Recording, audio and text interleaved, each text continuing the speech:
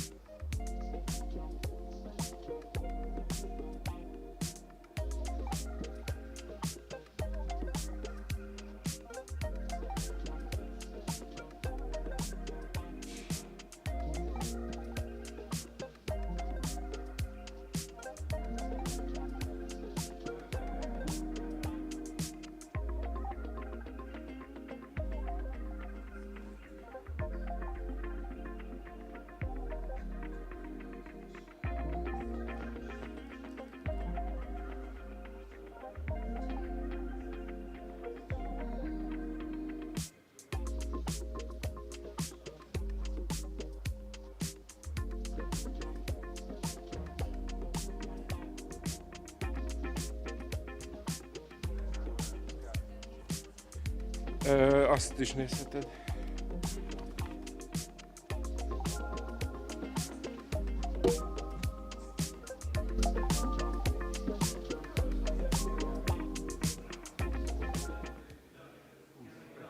Okay, we'll begin if it's no problem. Okay, so good morning, everyone. This is the panel that deals with Hungarian cinema, contemporary and not so contemporary cinema, and its relation to populism. I will begin. I'm Zsolt Győri from the University of Debrecen, and the title of my presentation is changed a bit since the original abstract. It is now Populism and Reverse Engineering in Contemporary Hungarian Historical Cinema. Right-wing populism in Hungary is generally recognized as the political creation of the 2010s, a period that coincides with consecutive Orbán governments. Cinema in this period had seen major institutional changes: the dismantling of the Hungarian Motion Picture Public Foundation in 2012, the creation of National Film Fund between 2012 and 2019, and as the third stage of this transformation, the foundation of the National Film Institute. From the point of view of film funding, the responsibility of the state for the small Eastern European cinema, there was a shift from a funding practice grounded on broad-based professional consensus but loose financial discipline towards a stricter budgetary management. In addition to offering secure, even generous finance for the industry, this system of safe subsidies introduced a meticulous selection process and favored genre films with mass appeal over art cinema. Founders of the NFI, the National Film Institute, did not propose to make radical changes to the already established system apart from increasing production-related budgets for historical prestige films. Nevertheless, executive decisions have proven the institution's weak professional and strong political ties. Adding another rift to the already fragmented cinematic profession, the NFI, overseen by Film Commissioner Csaba Kál, solicited historical film projects with multi-billion Hungarian foreign budgets and little-known directors, while rejecting hundreds of projects from producers and directors with proven track record. In a 2021 interview, Kyle gave a rough justification for his support of historical cinema. He said, quote, "It is time we put some trust in this region, its qualities or talent. Central Europe is a fantastic place, and Hungary is a geographic and cultural treasure chest at its very center," unquote. At a later point of the conversation, he underlined the determination of the new cinematic administration, quote, "to use film as a means to orient public opinion and awareness." In this assertion, on the one hand, historical film is predestined to become dominant within the generic offering of film industry. And on the other hand, cinema is well suited to popularize certain notions of cultural and national identity. The first argument seems to have a solid footing. In the past decade or so, independent Hungarian studios have become major production centers for Hollywood and other runaway productions, both series and feature films, offering quality infrastructural and technical services, as well as comprehensive local professional expertise. Here you can see a table that contains the four main independent studios and some of the runaway productions it has hosted and helped to produce. With most of these films being historical themed, there is an economic logic to putting available resources to best use when production capacities are otherwise underbooked. Such synergies support the production of historical film for local audiences, nevertheless, cannot on their own guarantee a successful business model. With runaway productions using local resources, mainly in the production and post-production stage, important pre-production stage creative skills, most notably writing, remain an underdeveloped area in the Hungarian film profession. Factors other than absent expertise also need to be considered, like production costs. While it is relatively easy to reverse engineer the international style of the cosmopolitan academic film language, costs begin to skyrocket in creating spectacular, action-packed scenes involving much movement and many extras. As for the orientative function of cinema, Kyle differentiated between global and local markets. The qualitative difference in addressing global and local audience is not only a poetic but a political decision that also renders legible the official memory politics of the governing populist elite. Political populism holds history dear, so much so that it builds a cultural and media ecosystem around it. Much like populist media operates its echo chambers, a self-contained environment of beliefs, imaginations, and narratives circulated without the interference of opposing views. In my understanding, historical films, be those biopics, heritage films, or topical films, gained prominence within the cultural ecosystem of populism that favors a trivializing heroic view of the past. Political populism can recruit history to fight its ideological battles by retro-projecting its national imaginaries, fantasies, binary concepts onto the past. After having transformed the past into an originary version of its own present existence, into a bedrock of heroic, patriotic, and ultra-conservative identities, the ideological battles of the present take an epic dimension, and defeating opponents comes to be seen as delivering historical justice.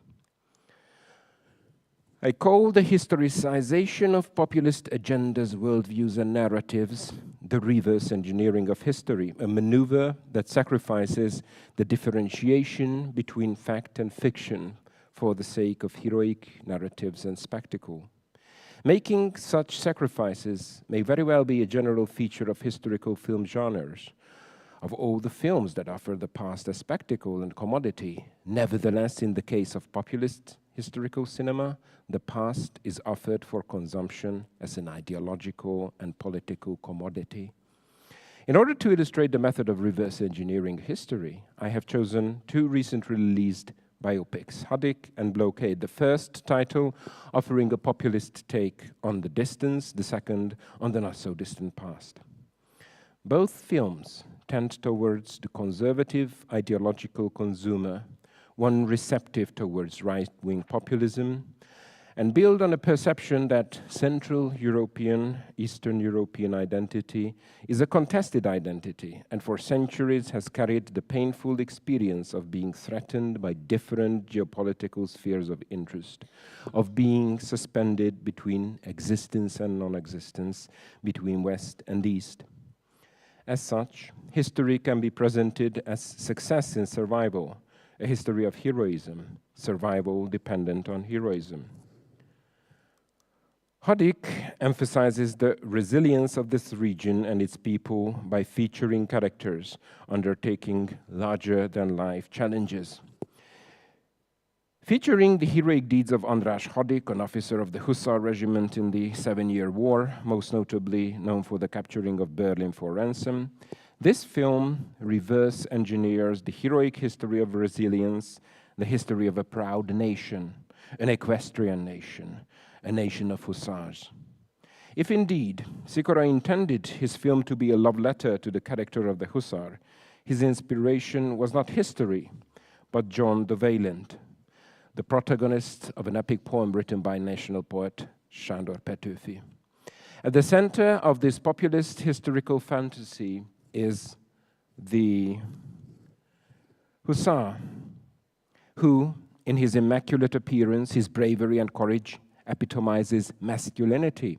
In his unquestionable faith towards God, Queen, and country is the incarnation of loyalty. And in his deep devotion for horses, sons, and wives, the order here is important, he is the protector of romantic pastoralism and rural bliss. Hadik embodies all these aspects, the character of the protagonist.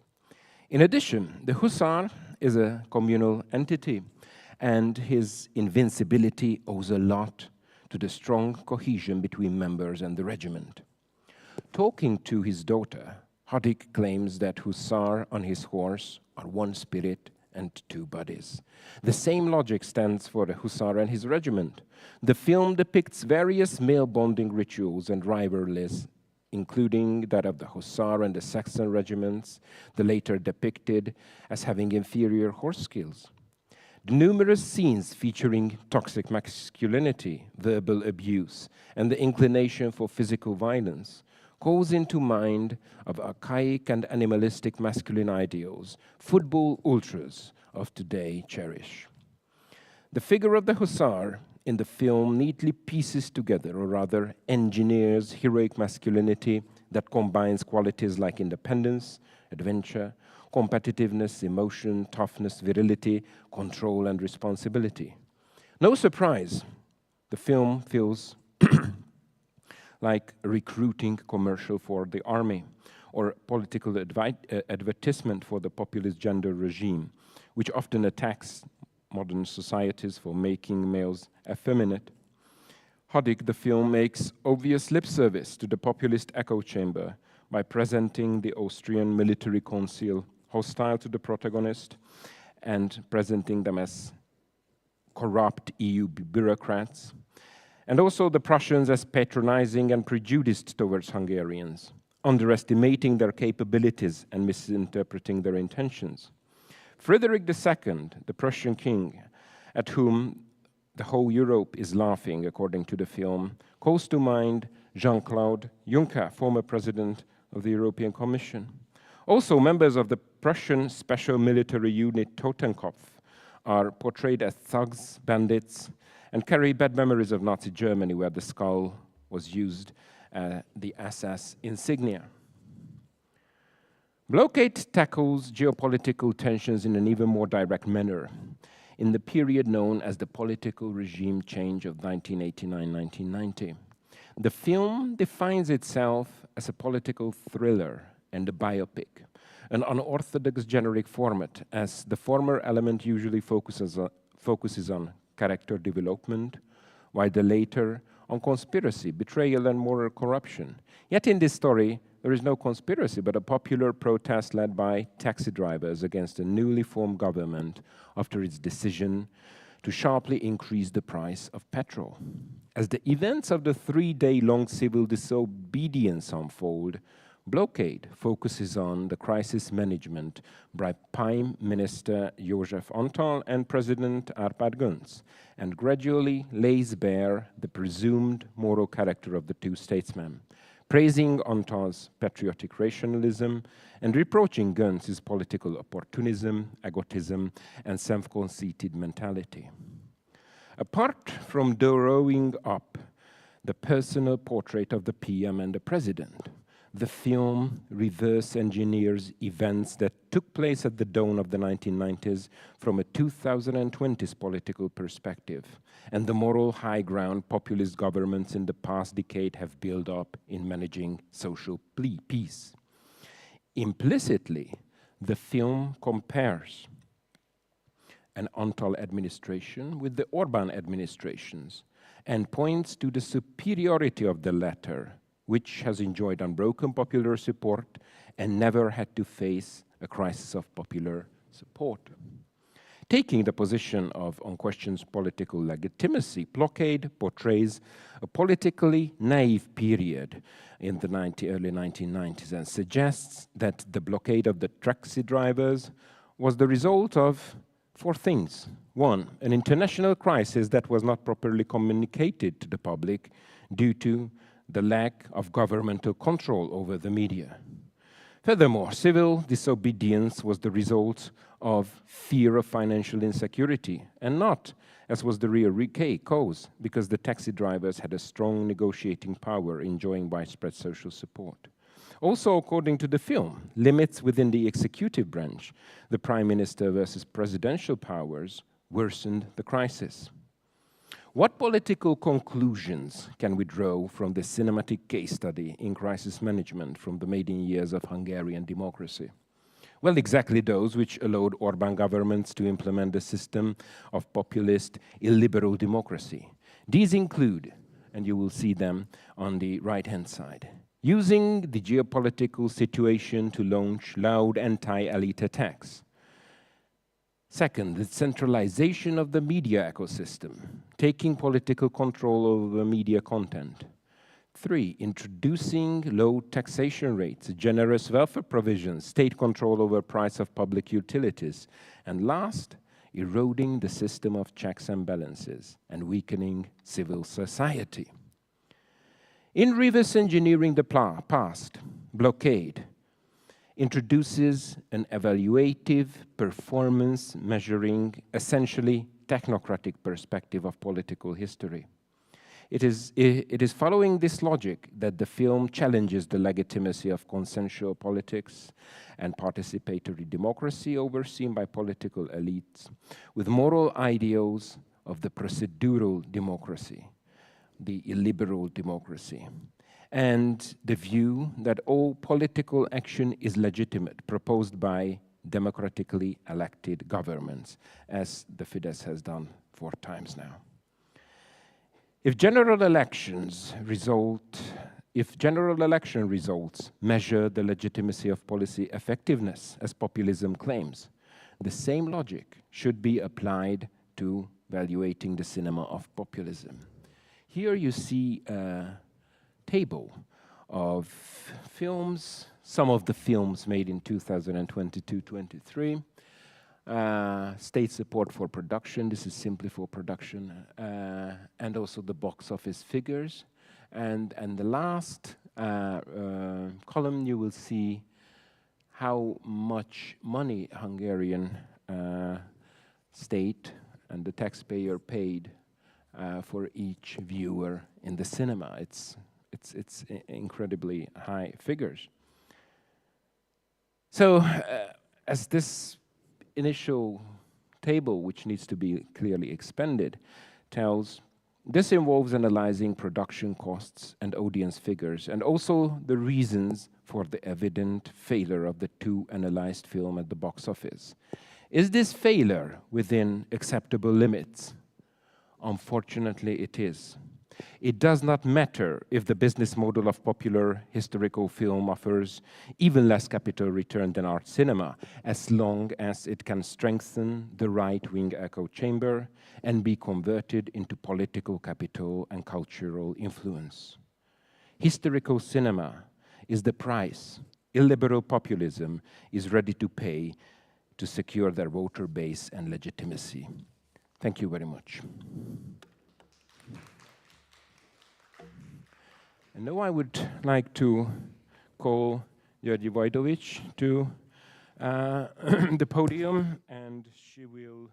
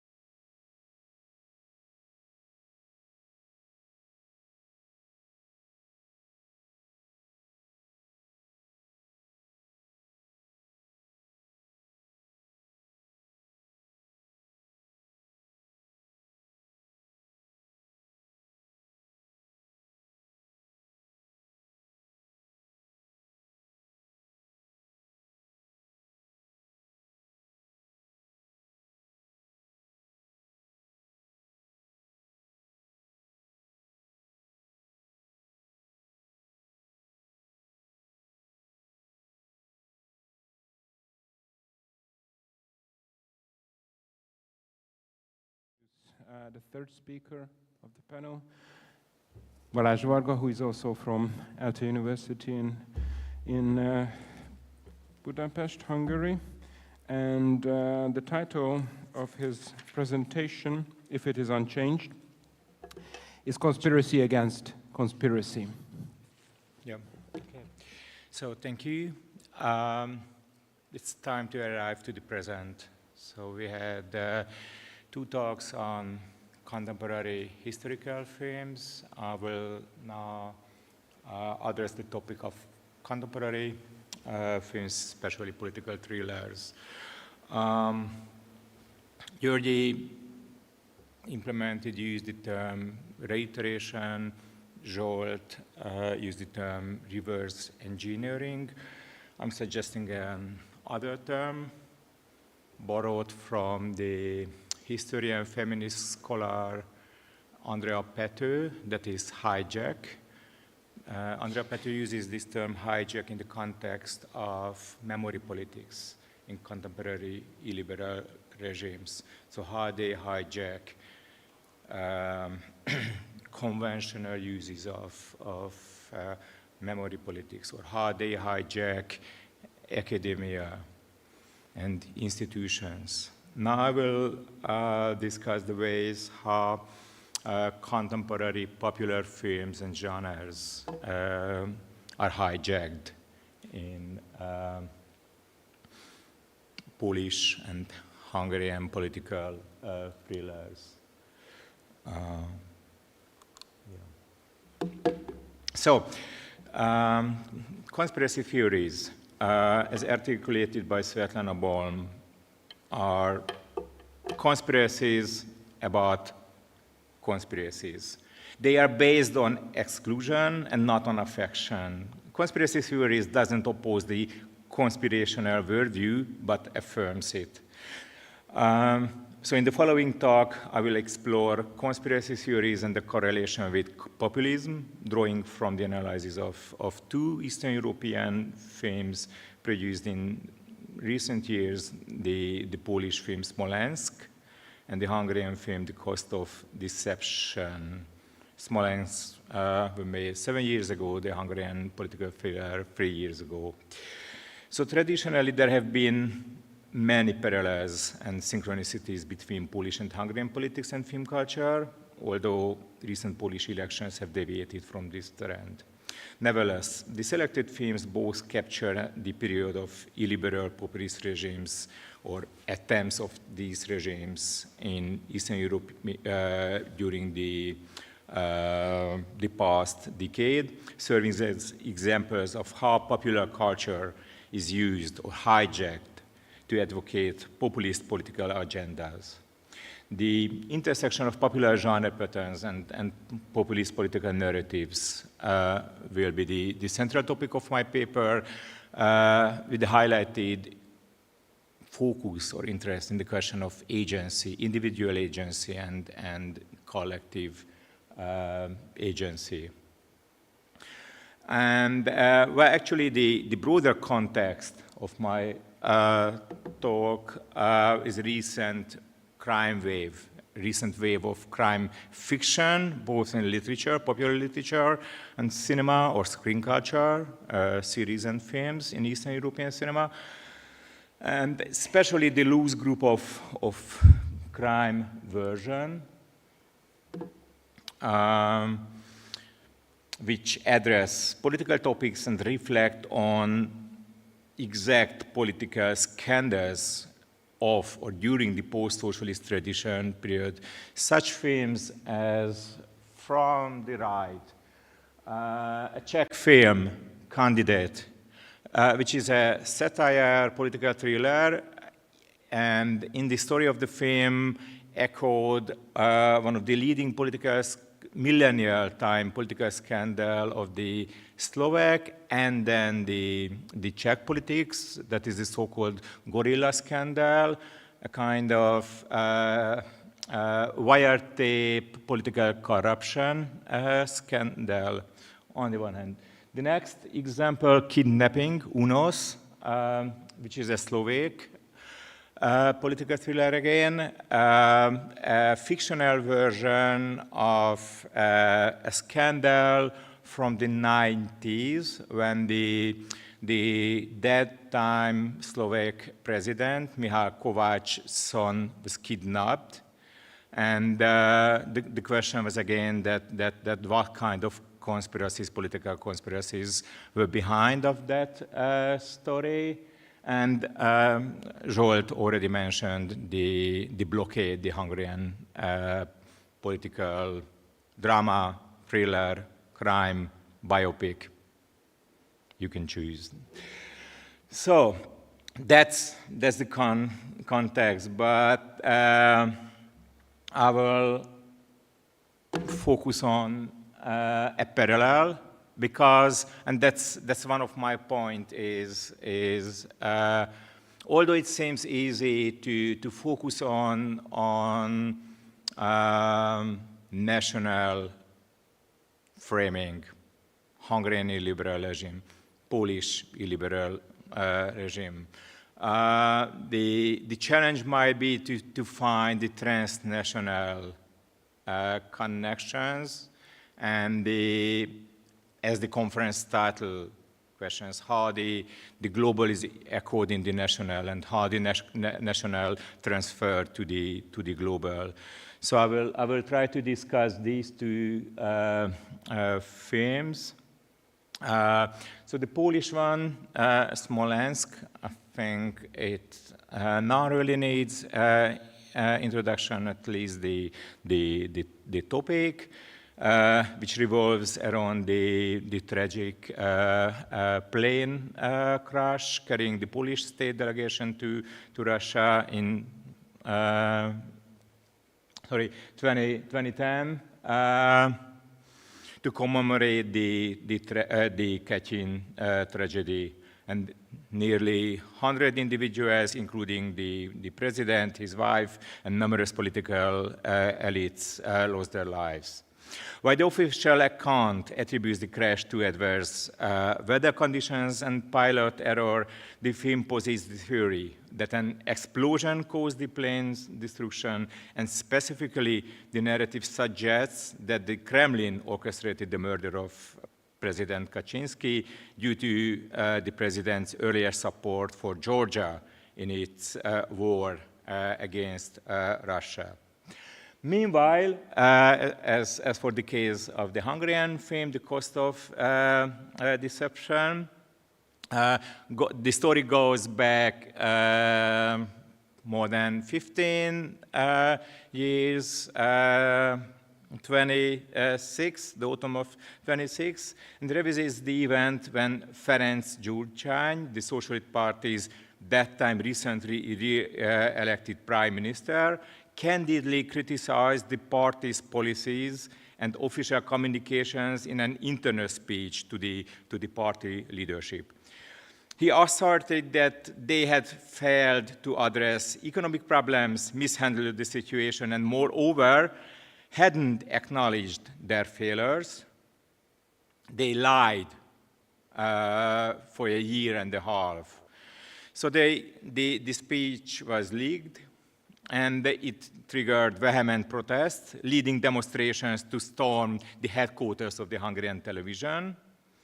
And the film version advances a kind of conspiracy theory, positing that the socialist political leadership, including the prime minister, his wife, the minister of the Secret Service, and the head of the government-affiliated polling company, so that's the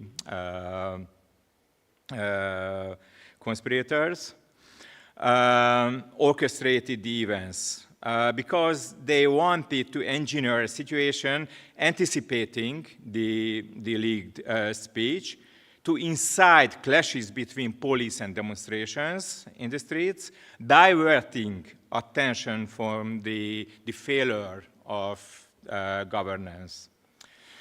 So both films, as for the production background, were independently financed. Smolensk applied for the Polish Film Institute, but didn't receive support. And as for the Hungarian film, they did not even apply for the Hungarian Film Fund. So in the case of both films, the production was about a kind of relatively large budget, but so to say independent, private financiers. And these amounts and the private financiers were not named. So in the case of Smolensk, the fact that it did not receive direct state support strengthened that time the film's oppositional standing and image. In the case of the Hungarian film, the independent financing and the fact that the director was British, Keith English, for the Hungarian film, was in principle a kind of sign of independence from the government official funding and propaganda. So in both cases, they might serve as a kind of proxies. Not governmental issues, but kind of independent voices and sources. Both films serve as a vehicles for presenting the foundational narratives underpinning the illiberal regimes for Poland and Hungary during that time. In the case of the Polish film, the catastrophe is attributed to Russian treachery and vengeful agenda with the government of Donald Tusk, portrayed as having betrayed the Polish nations and the ideal of patriotism, not revealing the conspiracy behind the tragedy. As for the Hungarian case, similarly, it is about the perceived betrayal of the nation or Hungarian identity by the socialist liberal political elite, lying instead of facing with the crisis. And the reality is depicted as orchestrating an extensive conspiracy to cling to power, coupled with the pervasive fear of ordinary citizens expressing legitimate discontent and anger through street demonstrations. So, and not to mention that in the case of the Hungarian film, the street demonstrations somehow echo the 56 demonstrations against the Stalinist Hungarian government. So it adds a special historical dimension to the narrative. Not surprisingly, both films strongly divided the public, the critics, and the politicians. They were praised on behalf of the conservative groups and loudly criticized by the left-wing and liberal groups. Both films can be found at Specialists, which is IMDb's worst films ever, at the bottom of the list. You can see the Hungarian film got only 1.5 as a rating from 10, and Smolensk 1.2. They are not that bad. However, that is also a kind of global sign of opposing visions from Eastern Europe. As for the timing of the making and premiere of the films, it's especially important in the case of the Hungarian film, because the premiere of the film took place around half a year before last year's elections, and two possible challengers for those elections to Viktor Orbán's government were also somewhere included in the film's story. One is Klára Dobrev, a socialist politician, the wife of Ferenc Gyurcsány, and the other is the mayor of Budapest, Gergely Karácsony, who that time of the events was a pollster, worked for a company affiliated with the government. Practically the film's website, okay, these are pictures from the premieres with representative politicians from Hungary and Poland. These pictures are from the website of the Hungarian film, showing how the film's characters are modeled on real person. It is Klára Dobrev, the wife of the prime minister, and on the right is a pollster, a leader of the company. A word on Dobrev. It's crucial to know that the backstory. She has familiar ties to the communist politician Antal Apro, who played a significant role in the Kadar regime and the Kadar regime's responsibility for the oppression of the 56 revolution. So it's again a kind of symbolic connection, familiar and symbolic connection between the 56 revolution, that time Stalinist socialist, and post-socialist socialist party leaders. So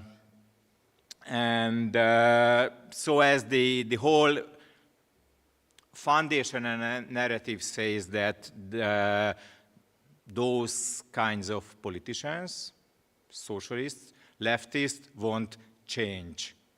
They are almost the same who betrayed the nation, who, with the help of the Soviet tanks, oppressed the 56 revolution. And they are still playing a role in contemporary political machinations against the nation. So, for the political thriller and popular genre narratives, I would like to highlight those patterns which diverge from the conspiracy thriller patterns. Why it might be interesting? Usually the conspiracy thriller, kind of hallmark of predominantly Anglo-Saxon film culture, at least since the 60s, has frequently been deployed in films dealing with sharply divisive political themes, to mention like All the President's Men, which reflecting on the Watergate affair, the Manchurian Candidate exploring Cold War, anti-communist hysteria, or the parallax view. But usually, political thrillers or conspiracy thrillers are associated with the liberal or the left wing. But my argument here is not that the novelty of these films and the hijacking, so the novelty is not necessarily, or not only that now these tropes, these generic patterns are used for a conservative, right-wing, say, illiberal agenda. I would rather say that what might be interesting is the specific use of patterns and the changes they made in the rhetoric and the narrative and the agency and character structure of the films. So let's focus on the protagonists. Okay, again, sorry, I just jumped on. This slide is also from the website of the Hungarian film, showing that ministers, criminals, and advisors, which opposition politician is still active today. I mean, again, echoing the 2006 political crisis in nowadays political campaigns. So both of the films, the Polish and the Hungarian, focuses on female protagonists, female investigators. In Smolensk, the protagonist is a journalist affiliated with an independent commercial television channel, so she's a reporter. And three crucial aspects define the character. First, the journalist doesn't conform to the typical investigative hero of a so to say, liberal political thriller. So it's not that clearly an investigative narrative, which is happening here, as the narrative doesn't center on a meticulous exploration of information. While it's there that the reporter slowly pursues the case, information comes to her serendipitously, raising questions about bad dramaturgical intent versus character concepts. However, and secondly, the journalist undergoes, and I think that's the focus here, undergoes a transformative journey. Initially aligned with her boss' perspective that the events were a tragic accident, her opinion shifts during this story, eventually embracing the conspiracy theory. So the important here is that we have a protagonist who reverses her view, and that's the heart of the rhetoric of the film. So the film's conclusion depicting an exploding plane doesn't align with the journalist's constructed truth, but rather presents a kind of reality shaped by the narrative. The final scene, featuring the woman silently observing the commemorative process, symbolizes her identification with the crowd and the once dismissed opinions she found earlier ridiculous. And thirdly, her conversion is not solely a product of emerging facts, but is equally influenced by interactions with grieving relatives and her own parents, particularly her mother, who is a supporter of Kaczynski's politics, and also her father, who lives in Chicago, and argues on the conspiration. So symbolically, her narrative becomes a kind of family unifying story, portraying her transformation from a seemingly detached, careerist, cosmopolitan worldview to someone deeply engaged with the emotional pain and suffering within the narrative. So in terms of rhetorics, Smolensk diverges from information dispensation, focusing instead on the emotional transformation and identification with the protagonist. The film highlights how an initially alienated character evolves into a compassionate hero who aligns with the community. For the Hungarian film, it features a young employee of a public opinion research company, portrayed as young, talented, and ambitious. Again, motivated by ambition, she embarks on a quest to uncover the project she is excluded from by her boss, stumbling upon information that unravels the conspiracy. The narrative underscores her innocence, naivety, as she gradually realizes the exploitation she faces. And notably, her boyfriend, who is a reporter for state television, at the beginning of the narrative, he is seemingly a kind of critical regarding the government, and he's the investigative type of protagonist or hero. But the story evolves to reveal a political conspiracy involving the female protagonist's boss, culminating in her possession of a piece of evidence, a secret recording of a parliamentary meeting.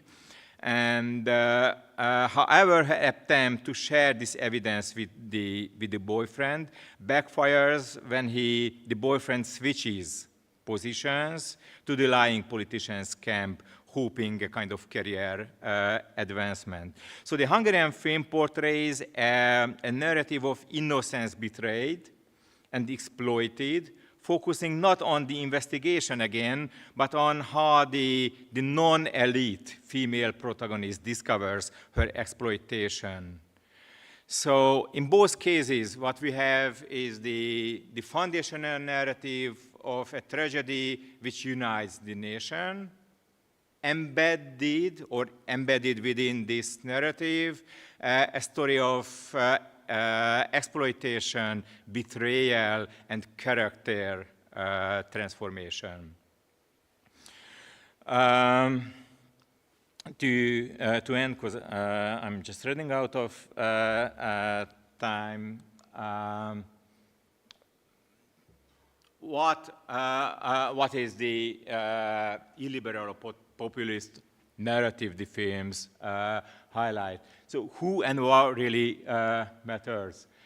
And as a kind of inverse mirror, they show that why and how media is important. As in the Polish film, there's a situation when the reporter quarrels with the TV reportages and the false newsreels discussing the topic. And again, the villains are the bosses. In the Polish case, the head of the newsreels. In the Hungarian case, the head of the public opinion or the pollsters. So in Smolensk, the people are portrayed as collective sufferers of a shared trauma, and the narrative traces the protagonist's journey of rediscovering the potential for identification and compassion with the community. One narrative strand focuses on the revelation of the conspiracy to conceal the true story behind what has been deemed the most significant national community drama since the political changes. Conversely, in the Hungarian film, the emphasis is not solely on the people, but on the community itself. While the protesters beaten by the police are representative of the people, victims of authority, the paramount focus is on the representative allegorical tale of the common child of the people, the protagonist who is exploited, and the focus is on the hypocrisies, the conspiracy perpetrated by the ruling political elite. And I think it's also important that to show, as I just mentioned, that it's also a kind of reverse engineering, showing why the public opinion is important. So similarly to what Zsolt pointed out in the case of historical films, what are the lessons from history? In the Hungarian film might show what are the lessons of recent political scandals, that we have to measure everything and track the public opinion and the climate. So that is how hijack happens, and these are the narrative tropes combining hijack and conspiracy narratives. Thank you.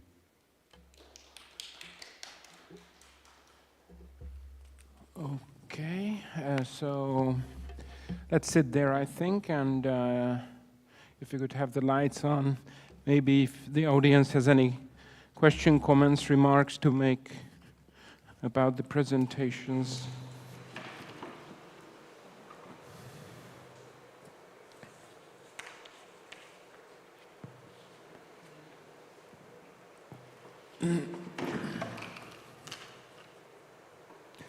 Really difficult to see from the stage.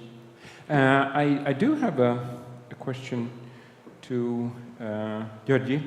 You mentioned similarities and differences between the Horthy era and the present Orbán era.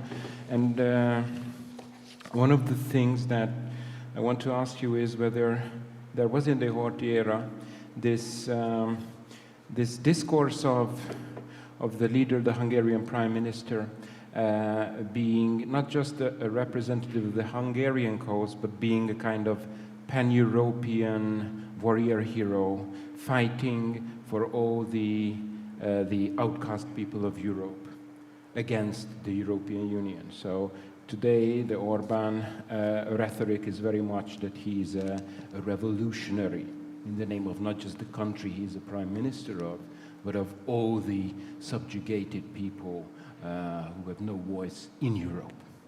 Was this also present in the Horthyra? I think it wasn't so much focused on the present of the figure of Horthy himself. Mm-hmm. It's more about Hungarian identity, and I think that these films are better presenting Hungary as a kind of defendant of the faith, defendant of conservatism, and you know, this contrast with Western Europe would have been more difficult as the allies of the Nazi Germany and Italy, so in fact the political context was different.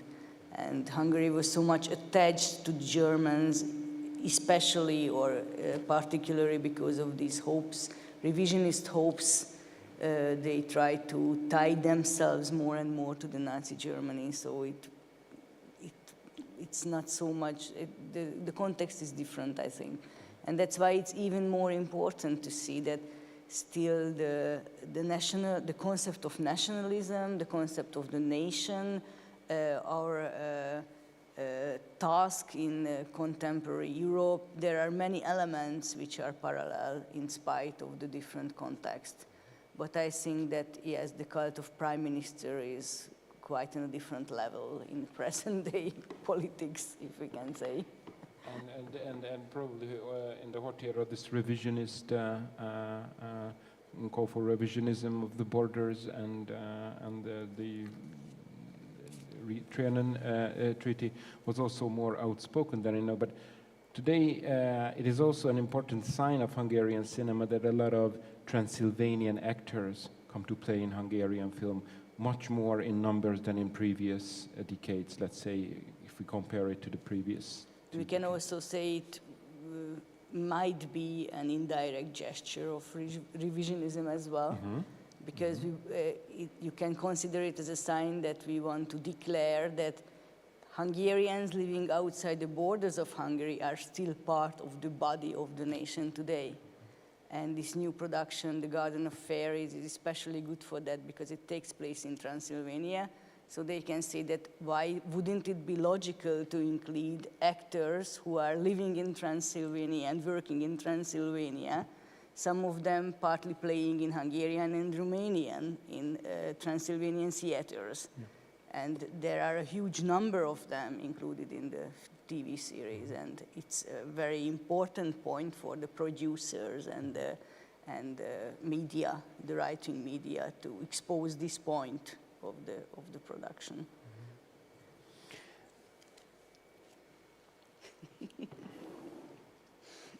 You can't see the public much. I want to ask you, Balázs, a question. You've been comparing these two conspiracy films, Polish and the Hungarian example.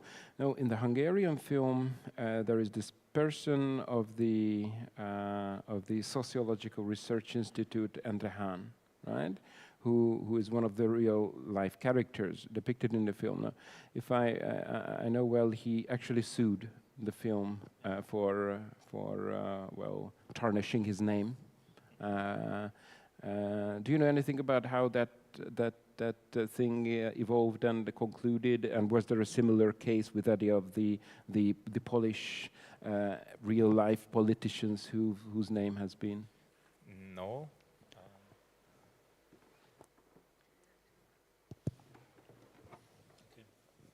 No, not really. What might be interesting is like the producers in the Hungarian case used the classical, so to say, liberal arguments regarding the definitions of fiction, mm-hmm. and fact-based stories. So that's why it might be interesting, I think, particularly because that's, again, a kind of sign of hijacking argumentation, hijacking rhetorics. So on the during the release of the film, as I showed in the web page of the film, they referred on the analogies. The film was a kind of independently produced piece of art, piece of fiction, but in the newspapers or social media commentary, almost everybody on the conservative side referred the film as a kind of documentary, fact-based story revealing the truth. So what might be important to understand these interplays between the different layers? Thank you very much. We're still looking for comments, questions from the audience.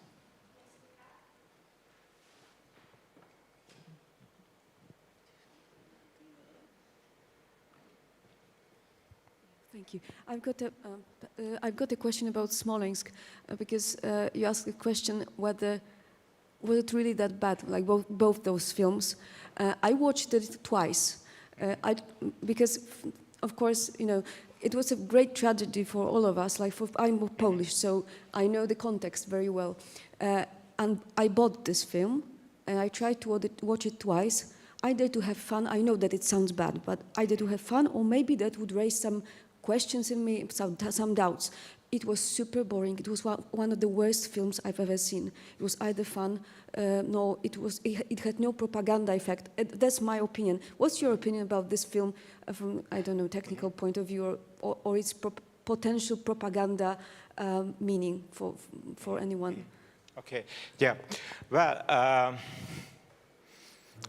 I'm far from saying that Smolensk is a piece of art.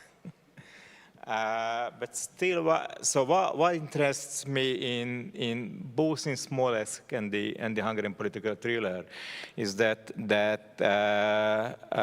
how they highlight different points and how the narrative works. So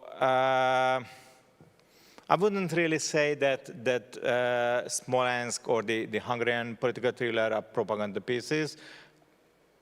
I can clearly say or state it, but I think that's not really half the case. Because we should understand the workings of the narratives. We should understand the layers of storytelling and how the emotional structures are built up in both of the films. So that's why for me what is intriguing that how and why female protagonists are used within these films. Female investigators, female detectives are common tropes in contemporary crime films. However, the way these films use the females diverges even from the mainstream Eastern European, not to mention Nordic or Western use of female protagonists. In crime or political films. So that's why I would rather focus on the way how different layers of the narratives are embedded, and that's why how in the case of the Polish film, so she's not a sympathetic character. Still, the way how a converted protagonist story uncovers the conspiracy is quite important, and also in the case of the Hungarian film, how a young, naive, talented journalist, sociologist, pollster is exploited by the politicians. You can say that's a good old or bad old narrative trope of how the common people are abused by the urban, cosmopolitan, liberal elite. But still we have to point out to those similarities, parallel, and also what is important, and I just trying to get back to the historical films as well. What is important is to find how global popular cultural tropes traveling and find their place within the narratives of contemporary populist Eastern European regimes and systems. So when both Györgyi and Zsolt showed the way how Hungarian patriotism is reflected possibly in those historical epics, and even more importantly, it might be that whether those films or which are the narratives and themes or which might travel. Györgyi just mentioned the in production historical series, The Rise of the Raven. That's a middle-age Ottoman Empire story, a battle against the Ottoman Empire. That's going to be the highest budgeted Hungarian screen production ever, now around having like 50 million of euros as a budget, which is more than the budget was the Polish Netflix production, The Witcher. So that's going to be a kind of next level. Not necessarily producing something for the domestic, local audience. Both Smolensk and the Hungarian political thrillers were based for the domestic audience, and especially for those who support the given narrative. But the question again, that what happens when these narratives enter to the regional, international, global market? And the question that what happens, will there be changes in focus, narrative, rhetorics, visuals, and how can this kind of, and how the nationalistic, patriotic, populist narratives could be transferred to that layer. So I will stop here. It was a bit long, sorry. Thank you very much. I think we need to stop there. We are already 10 minutes over time. So thank you again for coming to this session, and have a nice coffee break.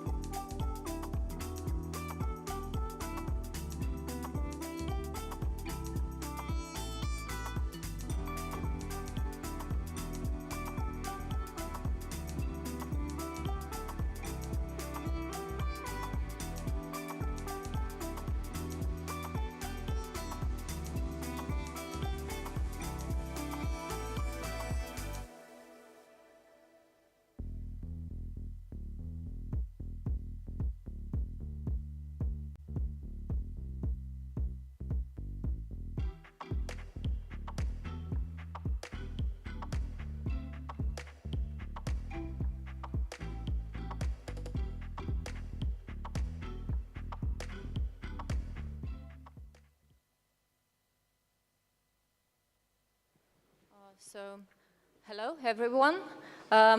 We are here to start our next session. Today we have Susana with us with her presentation about the populism and denialism. I want to shortly introduce you, Susana Salgado. We have met a few years ago in the Cost Action, and we were working on political populism communication, something like this. Yeah. And until then, we are really, I hope, that we are really good friends. And I'm really excited and honored to have Susana here today with us. She said that she will share with us the insights from new project, the very, very new things. So, Susana, good luck. The floor is yours. Thank you so much, Renata, for this very kind introduction. And also, I want to thank you and Renata, the other Renata, for the invitation to be part of this great conference in a very, very lovely city, although a bit much colder than I'm used to, but that's okay.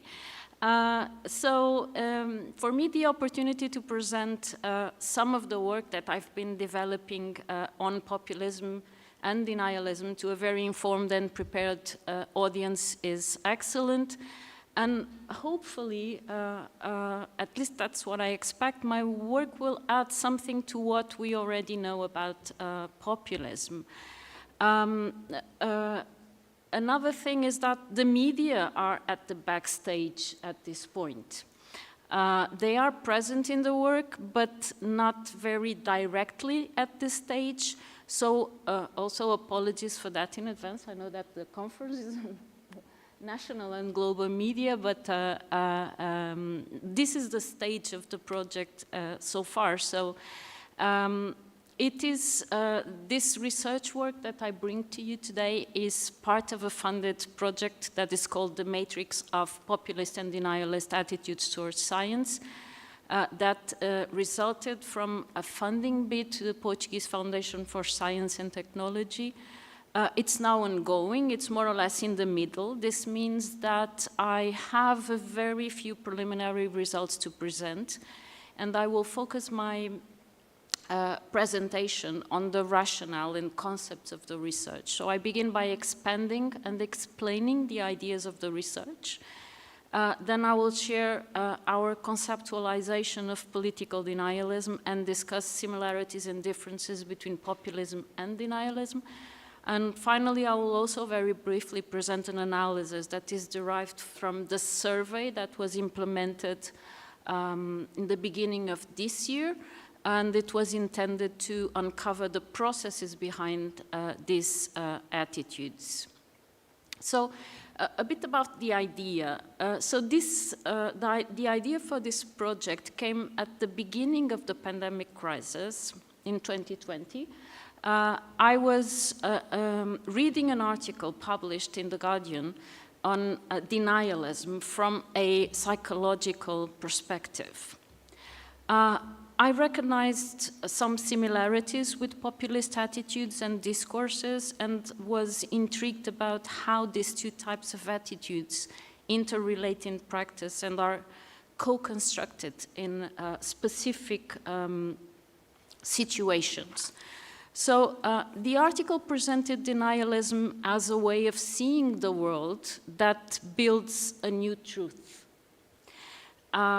That is often associated to a distrust in science and usually undermines evidence-based policymaking. Denialism also helps to create an environment in which real scholarship and political attempts to engage with reality are passed over in favor of a suspicion that nothing is what it seems. And why is this important? Why did I feel that this was something to pursue on? So much like populism, denialist ideas and attitudes have somehow moved from the fringes to the center of public discourse it is much like populism and also a bit due to populism as well. But not only. It is also partly due to new technology and social media. All kinds of content now circulate online, so what were previously very marginal voices get more exposure now, and the opportunities for countering established sources and discourses have multiplied. So if we think about it, just the profusion of voices, the plurality of opinions, would be already enough to create doubts in some individuals' minds, which is then worsened, of course, when there is denialist content circulating. So when populist and denialist narratives become normalized, individuals become also more prone to suspect official sources, official institutions, official knowledge. So not only populist, but also denialist rhetoric has entered what we could call mainstream political discourse. And such attitudes create widespread suspicion and can undermine evidence-based reasoning and policy making. And I noted that the relation between fears and anxieties, like those for example, in the crisis like the COVID-19 pandemic or climate change, and the political attitudes was also part of denialism, like in populism. But the articulation of the relation between them, between the two types of attitudes, was not completely clear. And in research, if we read about it, if we look for the term denialism, the concept is more often associated to attitudes towards science and to a lesser degree to politics. Then what happened? We all witnessed the invasion of the Capitol after the 2021 election in the US. And those events were clearly described as election denialism, if you remember that. So this was a hint that denialism was actually related to more than just attitudes towards science. More specifically to a very strong political component came to light. So the Matrix research project results from this reflection. It is comparative, multidisciplinary, and has also an intervention component, participatory research, in addition to the more traditional research approach, which will be developed next year. So I will not have results to present today, but just give you this information. The research is ongoing, as I mentioned, and I have some preliminary results from an extensive analytic review that was developed with the purpose of refining the concepts, particularly the conceptualization of denialism, and thus has a very theoretical focus, of course, and it's now under peer review, so it's stressful. And I also have some results from a representative survey. It was implemented in 3 countries, Portugal, Spain, and the UK.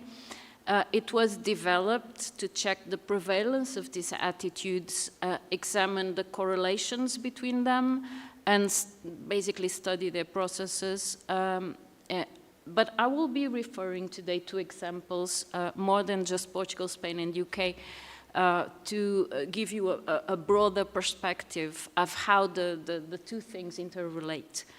So the main objective is to study the links between populist and denialist attitudes, what causes, what determines this type of attitudes, and to understand the information processing mechanisms that individuals use to justify the acceptance or the rejection of expert advice and political measures. So how can we study these attitudes?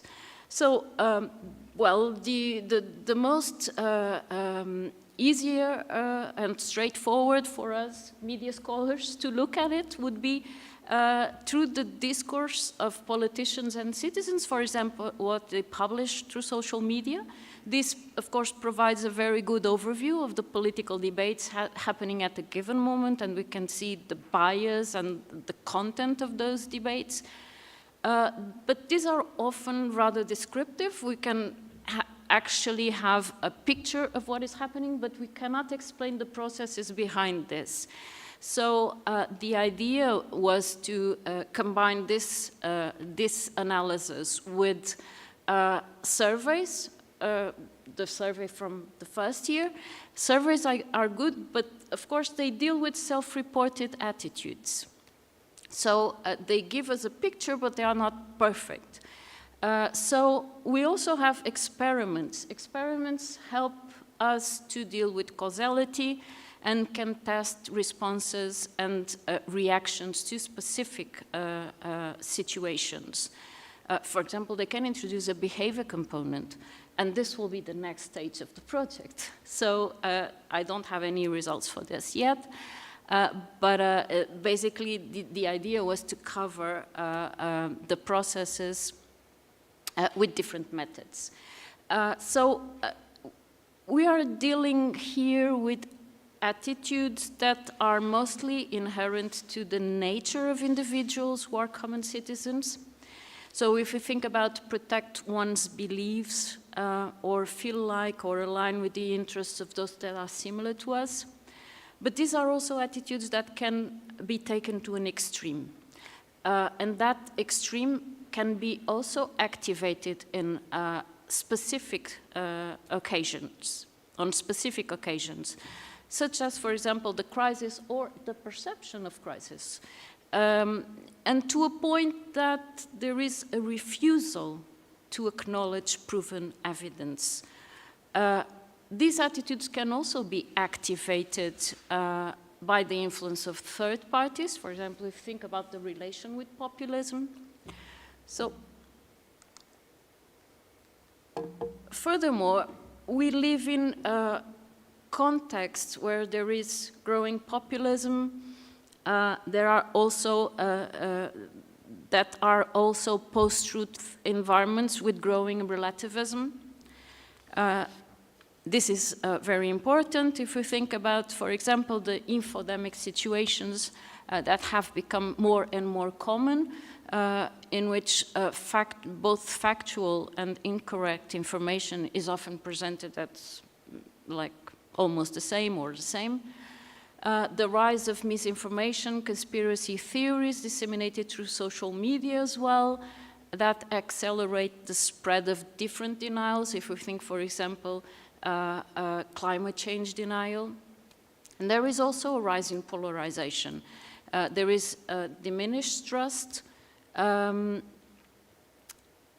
no interaction, or almost no interaction, with the groups who disagree. So how should we define denialism then? US journalist Michael Spector, he's a science journalist, so talking about denialism, he related denialism very early on and very clearly to mistrust in authority. So the idea is that denialism offers an alternative, what they call a dystopian vision of the world in which nothing can be taken for granted. Central to denialism is an argument that the truth has been suppressed, whatever the truth is. We can refer to an individual characteristic, for example, people who are more prone to distrust, or to a strategy that is used to influence. And of course, the proponents of those strategies can now find new followers very easily with social media. We know that it's rather normal, it's rather normal that people can stick to disproved notions. This is demonstrated in social sciences, in neuroscientific research as well. in the sense that humans are not only reasoning beings that trust evidence and argument, so we already know that, so this is not new to us, but there is a difference between the pre-conscious search for confirmation of existing views, very often to reassure us, that we all engage to some extent, and denialism. This is not the same. And there is also a difference between skepticism, which is healthy in most cases, and denialism. There are also several types of denialist attitudes, if you think about it. There are those individuals who are skeptical of all established knowledge, and there are those who challenge one type of knowledge only. There are those who contribute actively to the creation of denialist interpretations of reality, and those who just consume those interpretations. There is, for example, cognitive denialism, which is failing to update beliefs in light of the evidence. And there is another form that the philosopher Qasim Qassam called behavior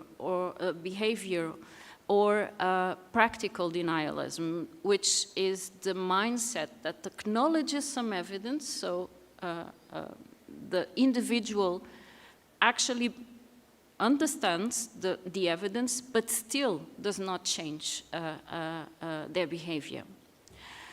According to existing research, there are several motivations to develop denial attitudes and to engage in political behaviors based on denialist thinking.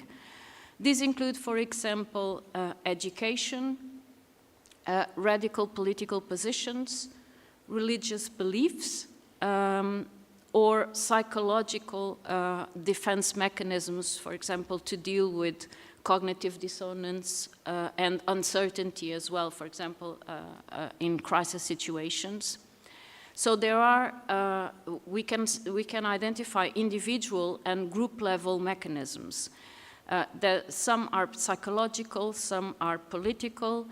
For example, these mechanisms make certain people more prone to engage in denialism and therefore to contest credited knowledge. And there are also specific contexts that provide favorable conditions for individuals to form denialist attitudes and engage in denialist behavior. The idea here is it's not a pathology, it's a kind of an attitude that is taken to an extreme that can become, of course, a pathology. And denialism is not new. It has become more prominent, though. So we see that there's more talk about denialist attitudes, there's more talk about denialism in politics. And what is new about current denialism is also how it is transmitted and reproduced. So it's much, the propagation of this kind of ideas, attitudes is easier and faster due to social media and new media environments in general, which makes, of course, these attitudes less fringent, more mainstream as well, because they circulate and they become very often part of mainstream politics. This means that they are also gaining more social acceptance overall. We see the phenomenon as having spread from attitudes, mainly from attitudes connected to science, to political attitudes in general. We see it as a broader phenomenon that, of course, is linked to science, to scientific outputs, but not exclusively. So one that has having clear political implications, and it can be used as a strategy by political and other actors as well. We have seen this in older forms of denialism, for example, the very important tobacco companies and so on, creating like a spread of ideas to induce specific behavior. Also the oil and gas companies as well have engaged in this kind of, but the idea is that it has become actually broader. So we propose a definition of political denialism as a systematic, sustained, rational or non-rational rejection of or hostility towards established knowledge and official sources of knowledge. It could support contestation behaviors against established authorities and cause or prevent change. So it could be either way. It entails persistent processes of rejection of power. It is related to established sources of knowledge, such as, of course, science, but also politics, the state, and of course also mainstream media. The idea is that these sources of knowledge are framed as dominant authorities, which inevitably results in the emergence and the visibility of alternative sources of authority.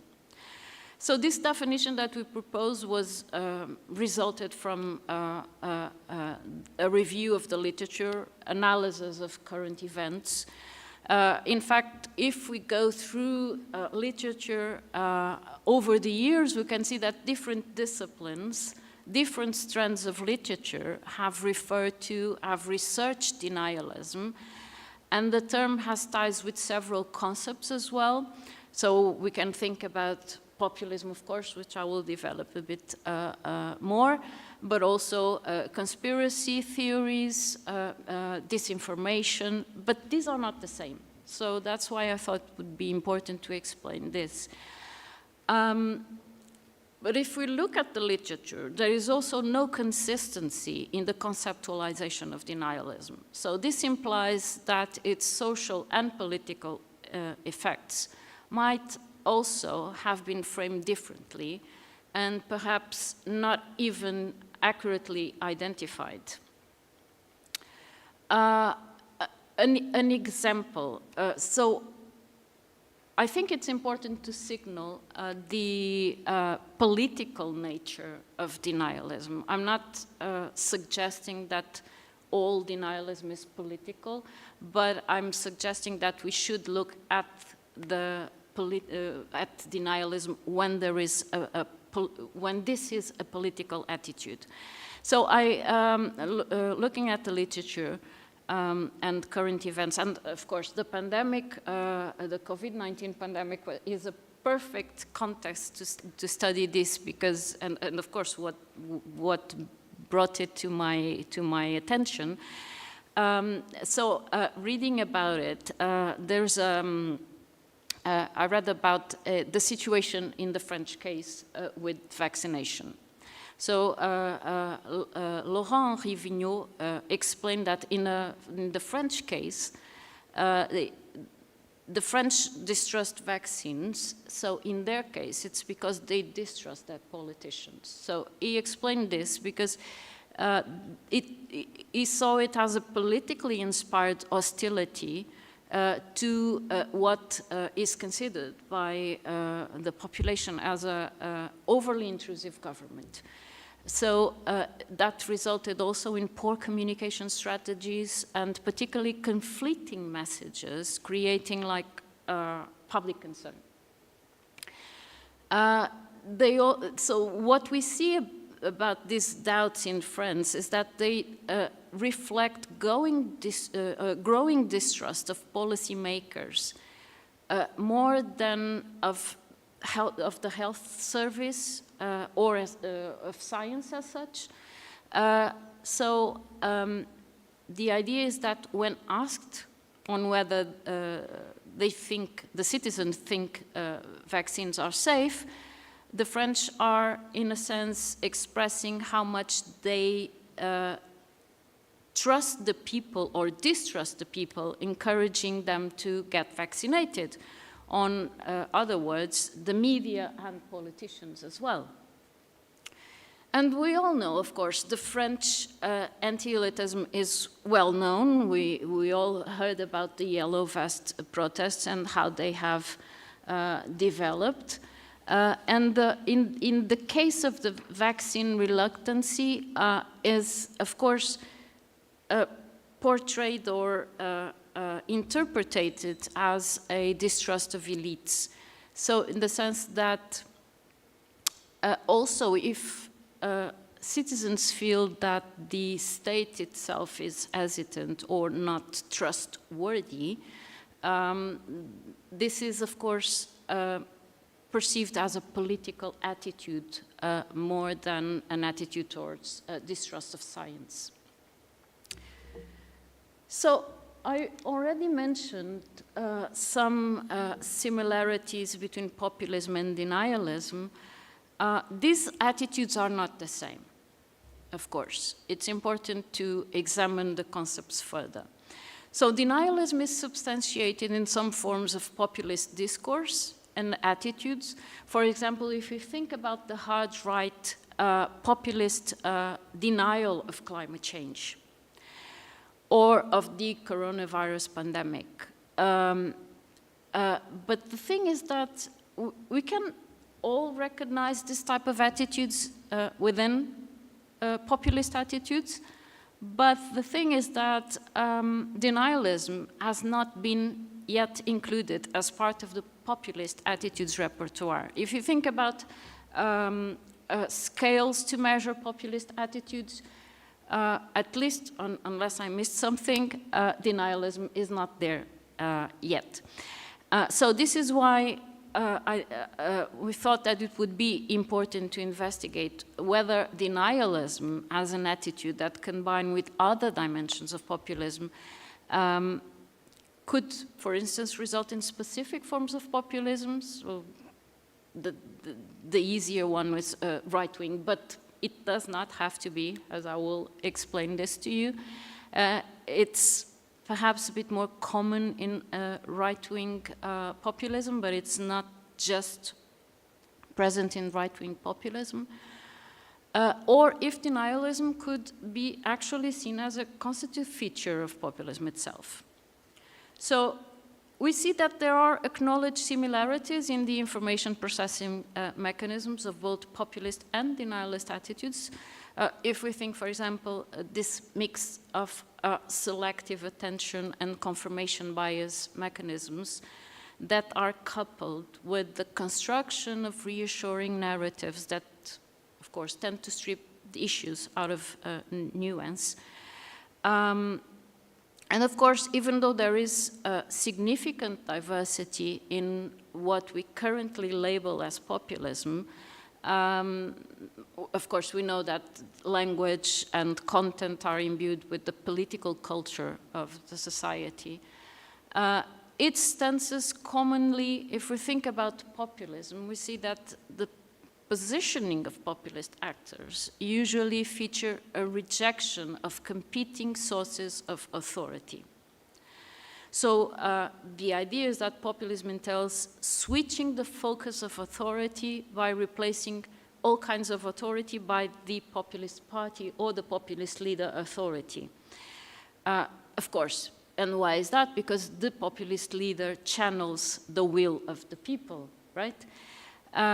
So there is suspicion to other kinds of authorities. This includes experts and other kinds of elites as well.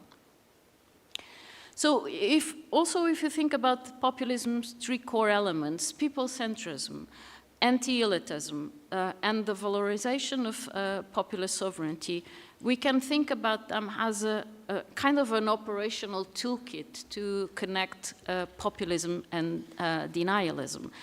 So people-centrism and popular sovereignty is evident in the claim for a different epistemology, what is called epistemological populism. So the refusal of expertise replaced by knowledge produced through the hearts and experiences of the common people. So the idea is that folk rationality is superior to, for example, a complex scientific approach. Populist anti-elitism is also closely related to denialism, as we have seen. Scientists, intellectuals are seen as a part of the academic elite, who is aligned, of course, with the interests of other agents, traditional political parties, mainstream new media, and they, well, jointly conspire against the people. It is also a recurrent trait of populist rhetoric to make use of disinformation and conspiracy theories to target specific groups. So the idea is to escalate antagonism towards the leader rivals. This could be the experts, could be scientists, could be any opponent accused of course, lying. We think, for example, about Trump, references to the SARS-CoV-2 virus has the China virus in the beginning, the idea to suggest like a Chinese plan behind the pandemic that was, of course, according to Trump, being whitewashed by scientists. But there's also, for example, Bolsonaro's suspicion of a global communist plot in which the disease was a hoax invented to harm his government. Another thing is the exploitation of perceptions of crisis is, as we know, a hallmark of populist strategy, which is, of course, made much easier by lack of trust and by the spread of denialist beliefs. The idea that historical, scientific consensus are only maintained due to clandestine arrangements between scientists and politicians, mainstream politicians, is of course crucial to denialist projects. And relies very often in this Manichaean us versus them and good versus evil narratives that we very well know. So these populist worldviews have parallels with denialist rhetoric. Of course, their connection is not inevitable. So there are populists that do not engage in denialism, of course, but in some cases, they are actually very close to each other. For example, if you think about radical right-wing populists that are ideological aligned with historical denialists in their goal of cleansing authoritarian ethnocentric ideologies, to normalize and mainstream previous stigmatized ideas. For example, fascist regimes comes to my mind. But again, I promised you an example of left-wing, and I'm going to deliver. And I'm going to deliver from my own country, which is, of course, very interesting in the case that sometimes is seen as a very exotic country within Europe. I bring you an example of left-wing denialism, for example, from the Portuguese Communist Party, which still exists. Well, they are very small now, but it still exists. So their position on the war in Ukraine and its refusal to acknowledge the fact that there had been a Russian invasion of Ukraine, there's a Russian aggression against a sovereign country, and instead opting to convey the Russian narrative of a legitimate fight against right-wing nationalist violence in Ukraine. This, of course, despite all the international news coverage showing otherwise.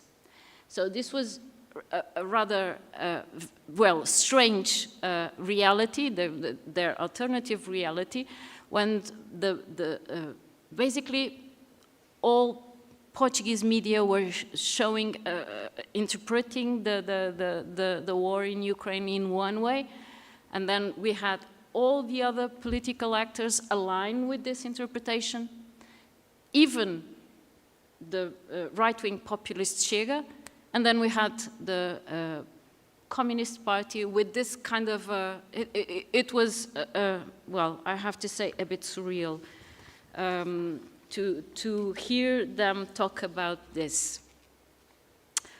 Of course, there are other examples. I don't know, just 5 minutes? Okay. So I will skip the other examples. I can discuss them later with you. I will very briefly present you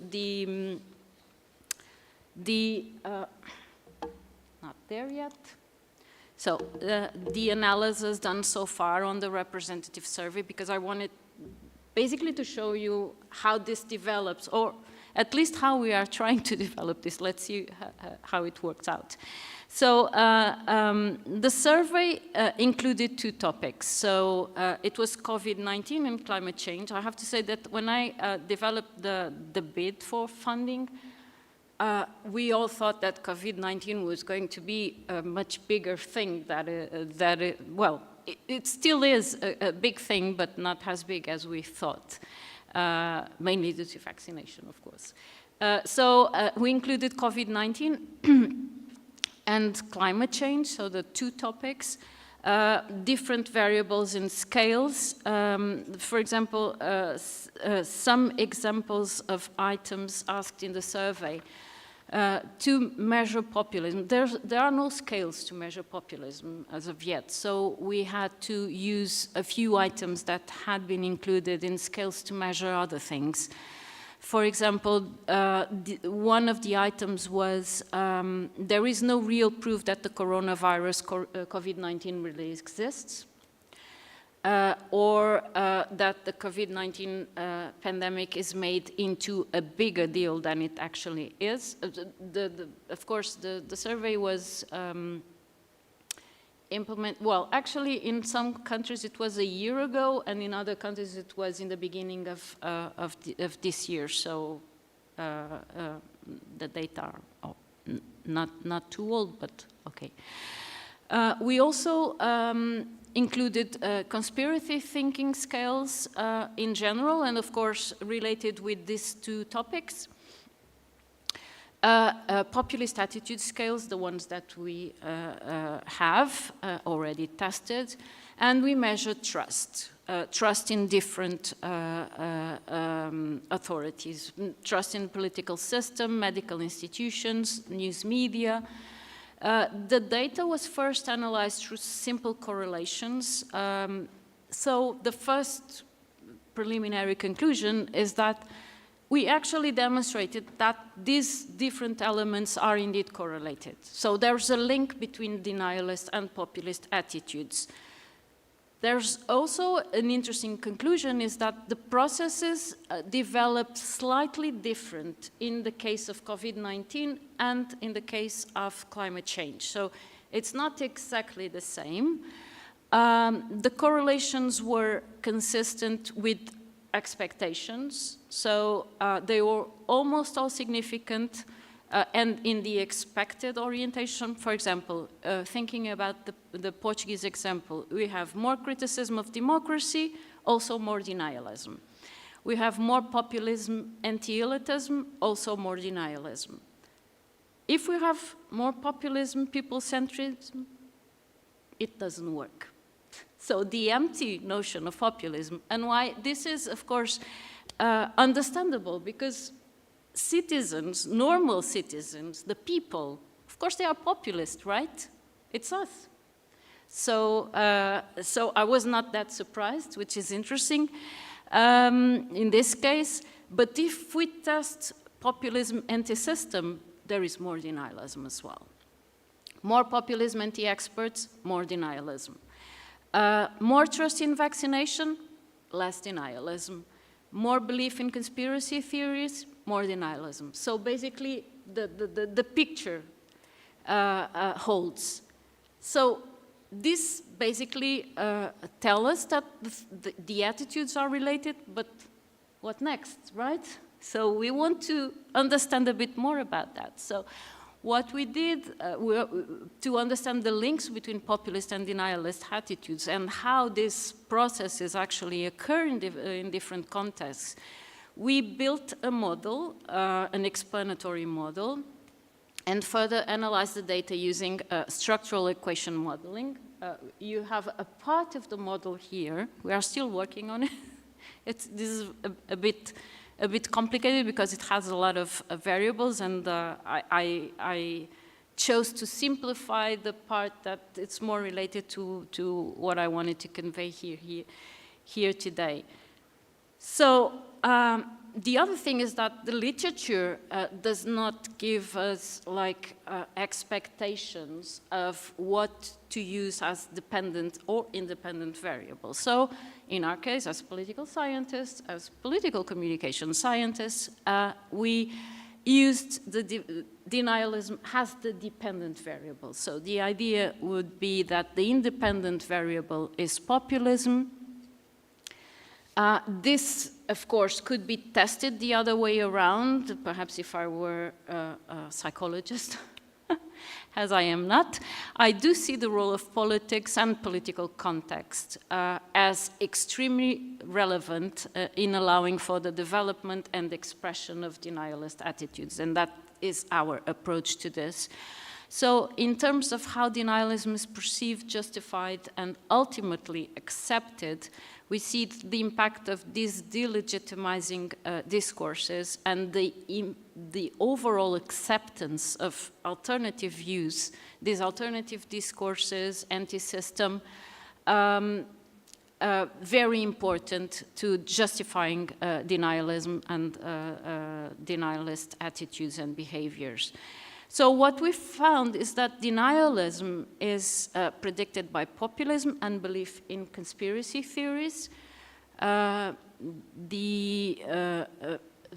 Just a very simple explanation, if you see the circles are latent variables, in the sense they are constructs not observed directly, and the squares are the concrete answers to the survey questions. So you can see the squares and the circles. So in all countries, the analysis validates a direct relation between populism and denialism, and an indirect relation moderated by belief in conspiracy theories. It demonstrates that more adherence to populist views, more belief in conspiracy theories, leads to more denialist attitudes. In some cases, in the UK, for example, this relation is mediated by belief in conspiracy theories, and in other cases, the relation between populism and denialism is direct, as in the case of Portugal. Actually, I have to say that the case of Portugal in our survey works very well in all the variables. For example, we were having some issues with including trust, because we also have variables that measure trust. In the case of Portugal, the model works perfectly well. We have some issues with the model in Spain and the UK. We have been discussing this for ages, and of course we have a populist government in the UK. And we also have a very, very strong left-wing populism in Spain in terms of manifestation of left-wing populism. This is ongoing, bear with me. So basically this is our work on the conceptualization of political denialism, on the links between populism and denialism. I hope it has contributed to expand our knowledge on populism, and I hope it will generate reflection and debate. So thank you so much for your attention, and I hope I kept the time. Thank you.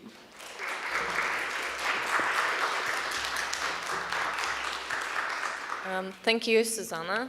Would you like to take a seat? Yes, or yes. Just to stand, or some water? I felt like being, silent co-presenter, so I will share the floor with all the participants. Maybe you have questions. So.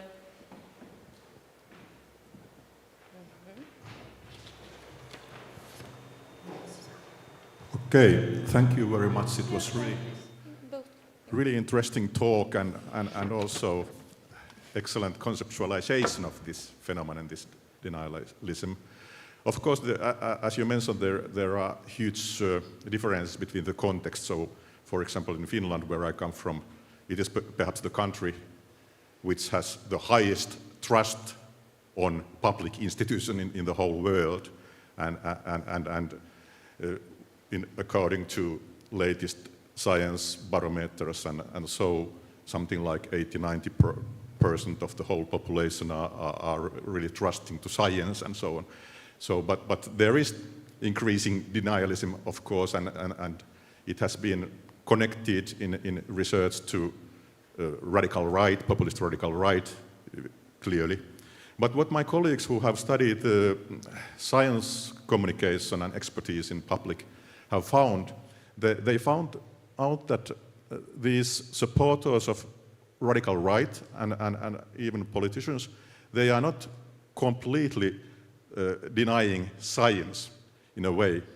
They are rather selective in this. So they use, of course, science as an argument in their rhetoric also and in their understanding of the world. So I'm curious if you found something like that also in your research so far, or are you going to focus on that kind of questions? So science is important for everyone, I think, in argumentation.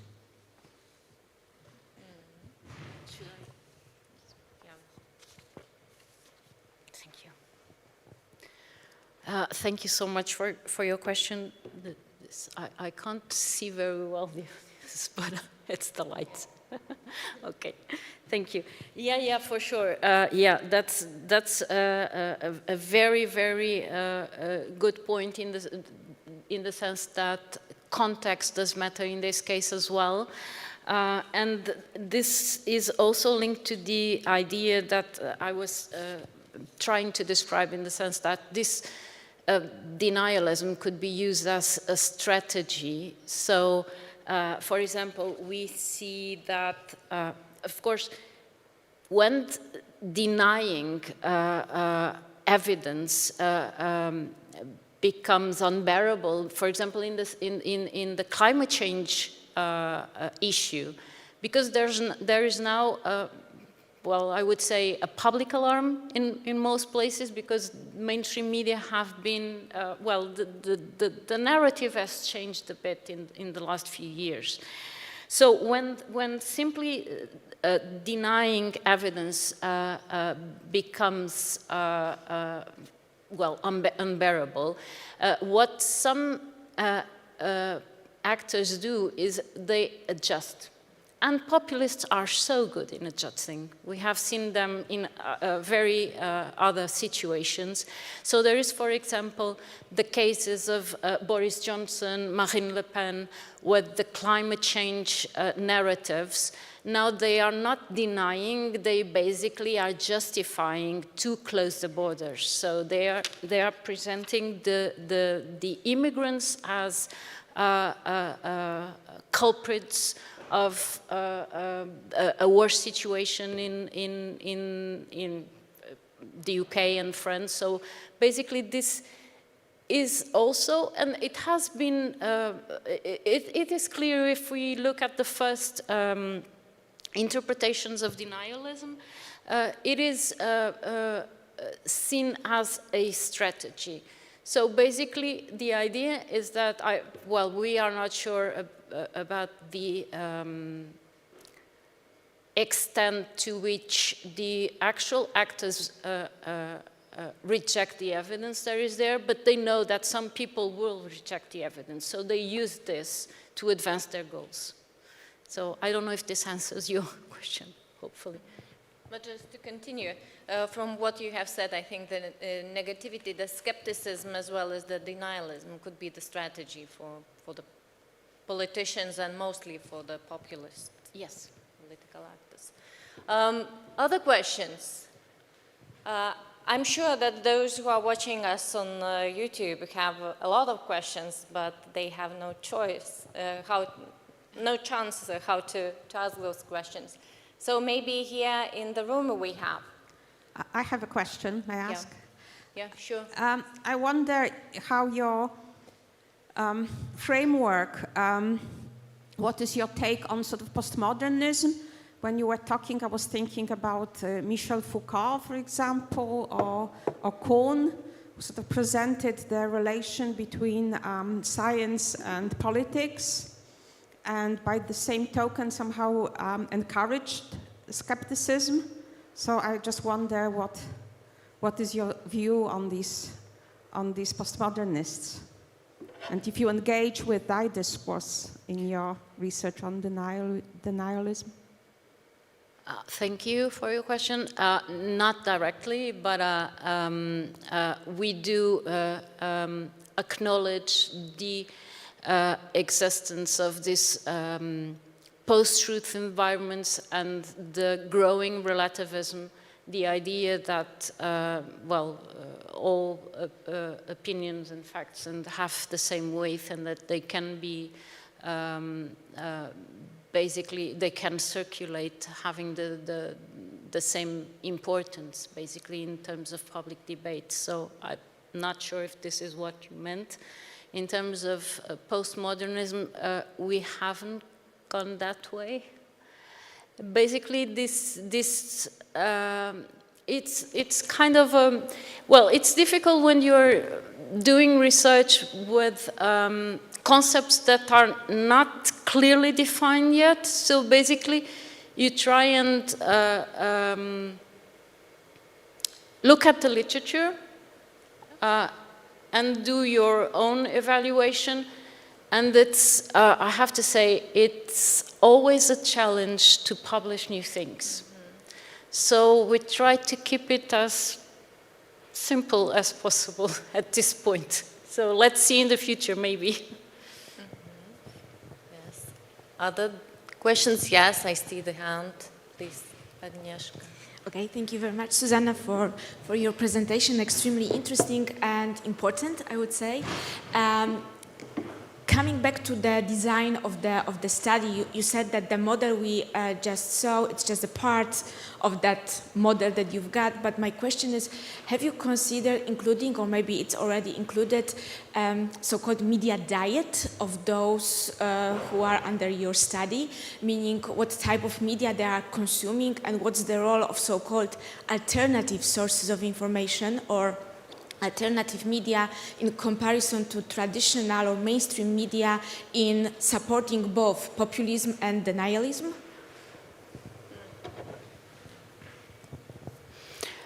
Thank you, Agnieszka. Yes, that's a great question. And my apologies in the beginning were because we have the variables for that. We included that in the survey. The problem is that we haven't analyzed them yet. So that's why I said, well, the media is there. So basically the environment is there in terms of media diet and in terms of the analysis of media, both attitudes and content.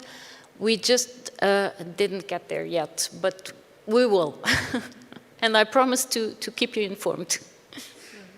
So we already received, the thing that we will see you here, I think, one day with the results of the research. So we are waiting for that. Do we have other questions? The final one? No? I just have some remark for the very end of our discussion. It seems to me that all this denialism, populism is related not with the rational things, but with the emotions that are used by political actors. So what would be next? We have, we have rise of the populism political actors. Then we are seeing other changes, as you mentioned. Maybe we are going to some denialism.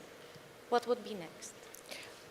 You mean, well, in terms of the project, the next steps will be implementing an experiment to check the reactions to specific situations and interviews with a smaller sample, of course, because, well, interviews are very time-consuming, but the idea is to understand how people justify their acceptance or rejection.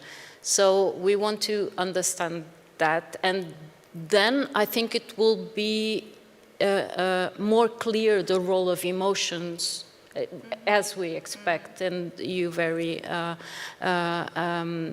interestingly pointed out. So these are the next steps, and I would say hopefully after this next stage we will be better equipped to explain how this actually, the relation between the two types of attitudes actually happens, and or, well, we could, I'm not sure, I don't think that will be the case, but we could, for example, conclude that people with more proneness to populist attitudes are a bit denialist in terms of their way of interpreting the world, or, well, in the sense that this could be like a characteristic of those individuals, or that there are actually contexts in which not specific groups of people, but all of us might actually be, well, actually activate this kind of attitudes. Well, we'll see. I'm not sure yet, but I think the relation between the two attitudes, I think it's interesting. That's why, well, and the reviewers also thought, because they actually funded the project, so now I have to do it. I think the relation between the two attitudes is interesting, and I'm also, I was also thinking in the sense that if we analyze this, as media scholars, if we analyze the discourse of populist actors, if we see Trump has denialist messages on climate change, on the COVID-19 pandemic, but not just Trump. We have other populist actors. So I was thinking, this is actually important to see, is it just a strategy? But if it's a strategy, it's because they know that some people will follow them. So let's see how these people who actually follow them justify their reasoning in these cases. So that's it. Great. Thank you. Thank you, Susana. Thank you for being here, for asking questions, and applause for Susana. And good luck with the research. Great. So, some practicalities. We now have a lunch, right? I'm looking at the organizers. And we will be back in 1 hour and 30 minutes. So, see you there. Thank you.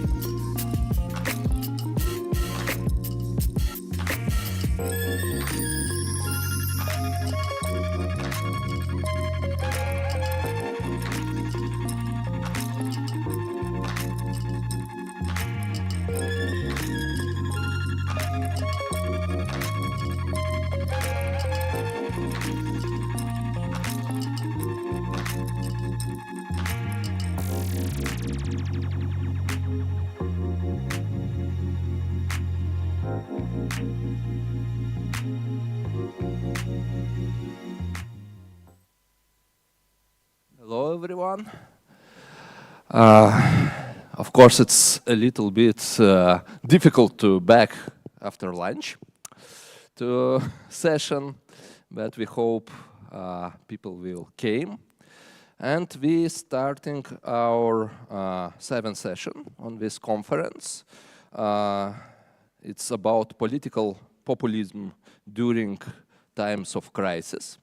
And today we will have 4 presenters, 3 presenters in person and 1 presenter online. And math is very simple. To every presenter up to 15 minutes presentation. And after all 4 presentations, we will have discussion. And we will have, I hope, half of hour for discussion. And so I think we could start, and I am inviting first presenter. It's Györgyi Vajdovich from University of Helsinki, Finland, and his topic is populist communication during times of crisis across party lines. So floor is yours.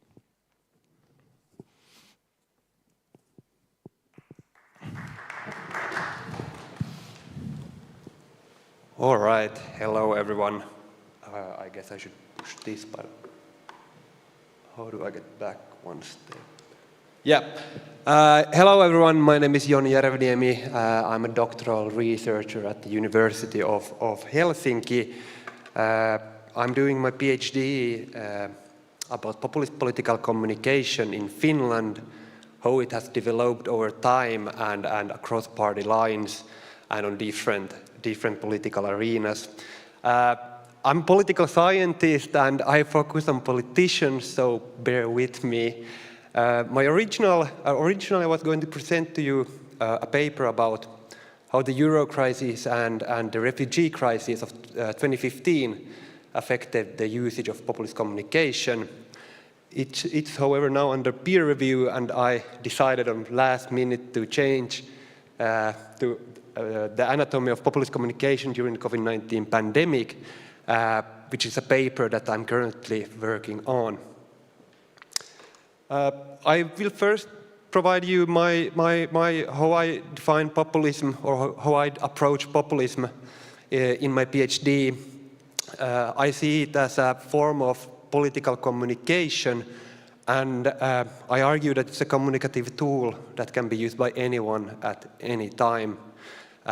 This doesn't mean that I'm not saying that populism couldn't also be a form of worldview or ideology, but also people or actors who don't subscribe to this kind of worldview may use populism in certain situations.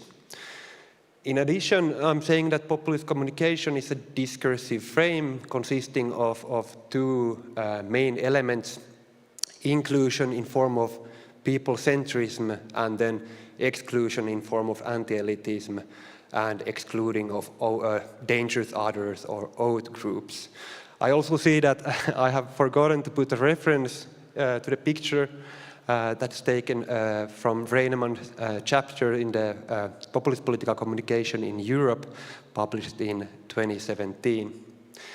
The benefit of this minimalist approach to populism is that populism becomes measurable and comparable, and also I don't have to beforehand determine who is and who is not a populism, rather it is a question of manner of degree. Then to the populism and pandemic. Well, firstly, the relationship between crisis and populism is highly debated. Some claim that crisis is a necessity for populism. Others claim that crisis provide a window of opportunity. And then there are some who claim that there is no relationship between populism and crisis. Previous studies that have focused on populist communication and crisis have mainly looked and examined how the Euro crisis and refugee crisis, me myself included, affected the usage of populist communication.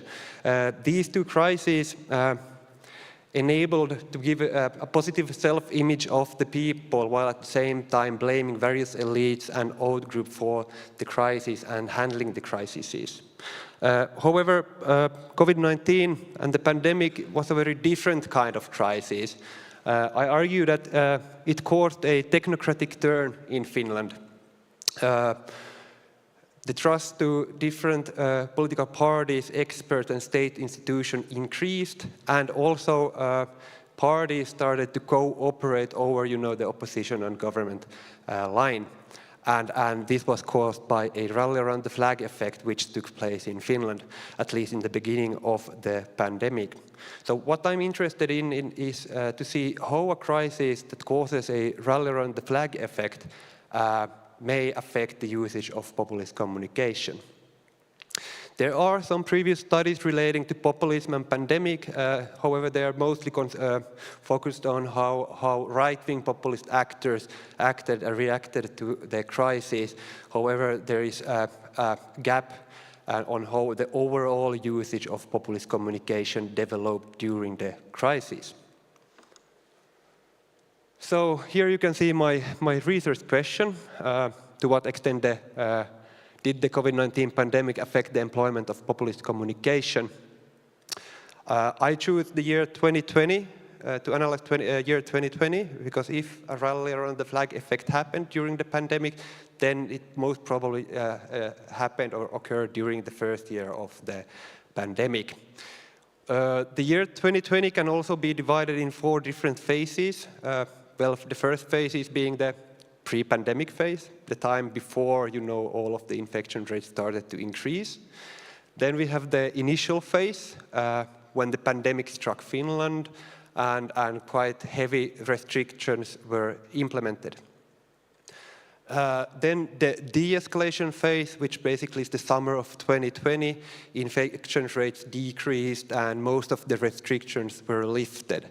And then the re-escalation phase, which is then the fall of 2020, when the second wave of the pandemic struck Finland.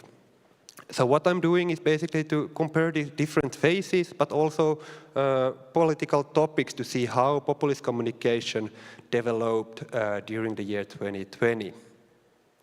As I have already mentioned, Finland is my case, as it is in my whole PhD. Well, Finland is a multi-party system. We have one right-wing populist party in the parliament, the Finns party, and then we have 8 other effective parliamentary parties, all from the left to the right of the political spectrum. And then there are different, mainstream and niche parties as well. I also argue that Finland is actually a rather unlikely case to see populist political communication outside of Finns party, because Finland has a tradition of consensus-seeking politics. As my data, I used parliamentary debates during the year 2020, and more precisely, question times. Question times is a form of parliamentary debates in Finland. They are held every Thursday from 4 p.m. to 5 p.m. The opposition parties are allowed to ask questions from the governing parties, who then are obliged to answer the opposition parties. And these speeches are limited to 1 minute long. And in 2020, there were 1,626 speeches in the Finnish parliament. The data was chosen according to the principles of relevance, equality among parties, and accessibility. Well, by relevance, I mean that the parliamentary debates and these question times, it's one of the most important communication channels for parties in Finland outside of election times.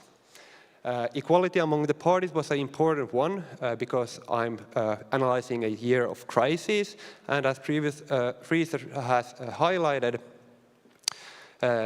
traditional media usually give more media attention to governing parties and key ministers, and not that much to the opposition parties. However, by choosing the debates in the parliament, I made sure that my data is basically equal and comparable. And accessibility, well, yeah, these debates has been archived and are easily accessible from different platforms. I used traditional content analysis to go through these speeches. I have created a codebook for populist political communication based on previous research, and then some more Finnish, and then I added some Finnish context to the codebook, basically. And I had a couple of test coders, and we reached a intercoder reliability of 0.822 Krippendorf alpha, which is quite good. Then to the results. Well, with blue you can see the amount of anti-elitist populist communication used in the Finnish parliament. With orange you can see the amount of exclusionary populism, and then the gray line is the yearly average of populist communication used in Finland, which is about 15%. So 15% of all of the speeches during the question times in Finland included some form of populist communication. I could start with the yearly average of 15%. I have also analyzed the years 2019, 2018, and 2017. And the yearly average compared with those years actually is quite the same.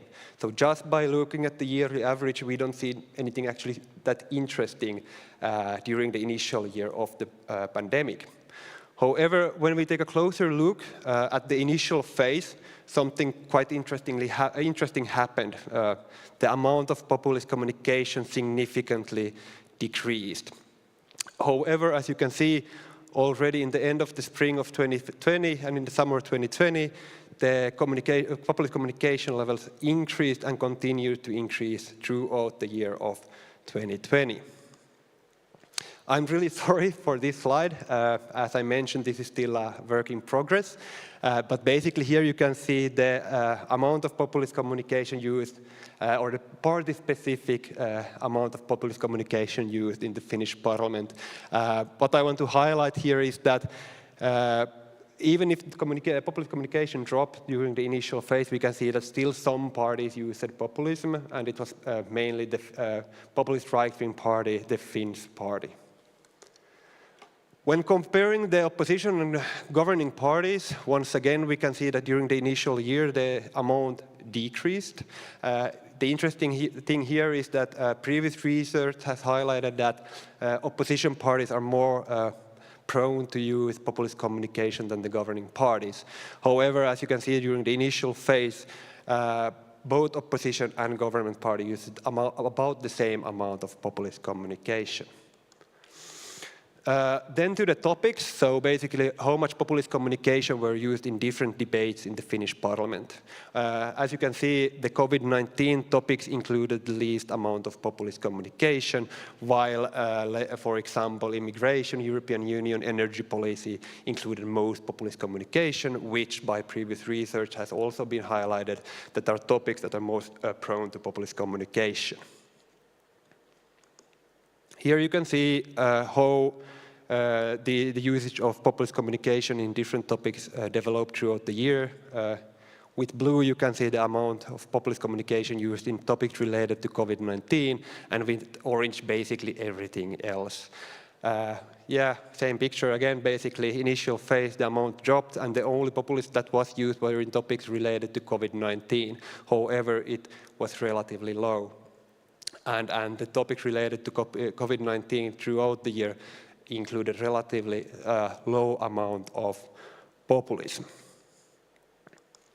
Then to my conclusions, well, yeah, the initial shock of the pandemic led to noticeable decrease in the use of populist communication among all Finnish parties. And this can be explained by the rally around the flag effect which took place in Finland. However, populist communication increased already during the late spring of 2020 and in summer 2020 and continued to rise throughout the year. And debate related to COVID-19 contained a relatively low amount of populist communication throughout the year. However, the right-wing populist party, the Finns party, included some populism in their rhetoric during the COVID-19 discussion as the crisis prolonged. And when comparing Finns party with other European right-wing populist parties, it seems that the Finns party was actually a bit more moderate than several other European right-wing populist parties. However, it's important to remember that my study is limited to only the year 2020, and already some Finnish researchers have argued that the Finns party in 2021 and 2022 started to incorporate more populism when it came to the debate relating to the management of the pandemic, and also started to flirt with different kinds of conspiracy theories and anti-vaccination movements. So probably the Finns party started to look more like the other right-wing populist parties as the crisis prolonged. In conclusions, this article or this paper and my previous paper, my argument is that crises, when they align with the right context and content, may create a window of opportunity for populism, for example, the refugee crisis of 2015. However, crisis that triggers a rally effect may actually act as a deactivator of populist communication. However, I want to conclude by saying that this is a case study of Finland. It's important not to do any bigger generalization of this small data and this case, but at least I hope that this can at least awaken some interest in the discussion of that how crisis may actually affect the use of populist communication. That's all I had to say. Thank you for your attention. Thank you, Jon. Perfect timing. So our next presenter is Tiago Lapa from Charles University, Czech Republic. And his topic were Iberian far-right populists and immigration, an analysis of Czech and Vox. So, floor is yours. Thank you. So, good afternoon, everyone. I hope you all had a nice lunch. It's a pleasure to be here with you today. My name is Tiago Lapa. I'm a third-year PhD student at Charles University in Prague, and I am from Portugal, so this study focuses on Portugal and Spain.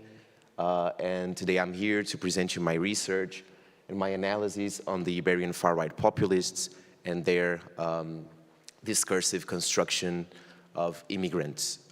And the two parties that I study are Chega from Portugal and Vox from Spain.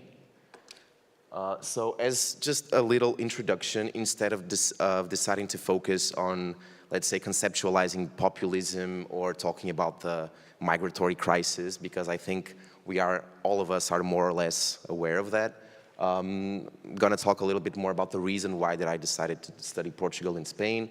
And it is because up until a couple of years ago, they were described by many scholars as the Iberian exception, because since both countries transitioned into democracy in the mid-70s, they didn't have far-right parliamentary representation, and this was like a singular case among Western European countries. And that all changed in 2019 when both parties were able to elect members of parliament for the first time. And in here you can see these two gentlemen here.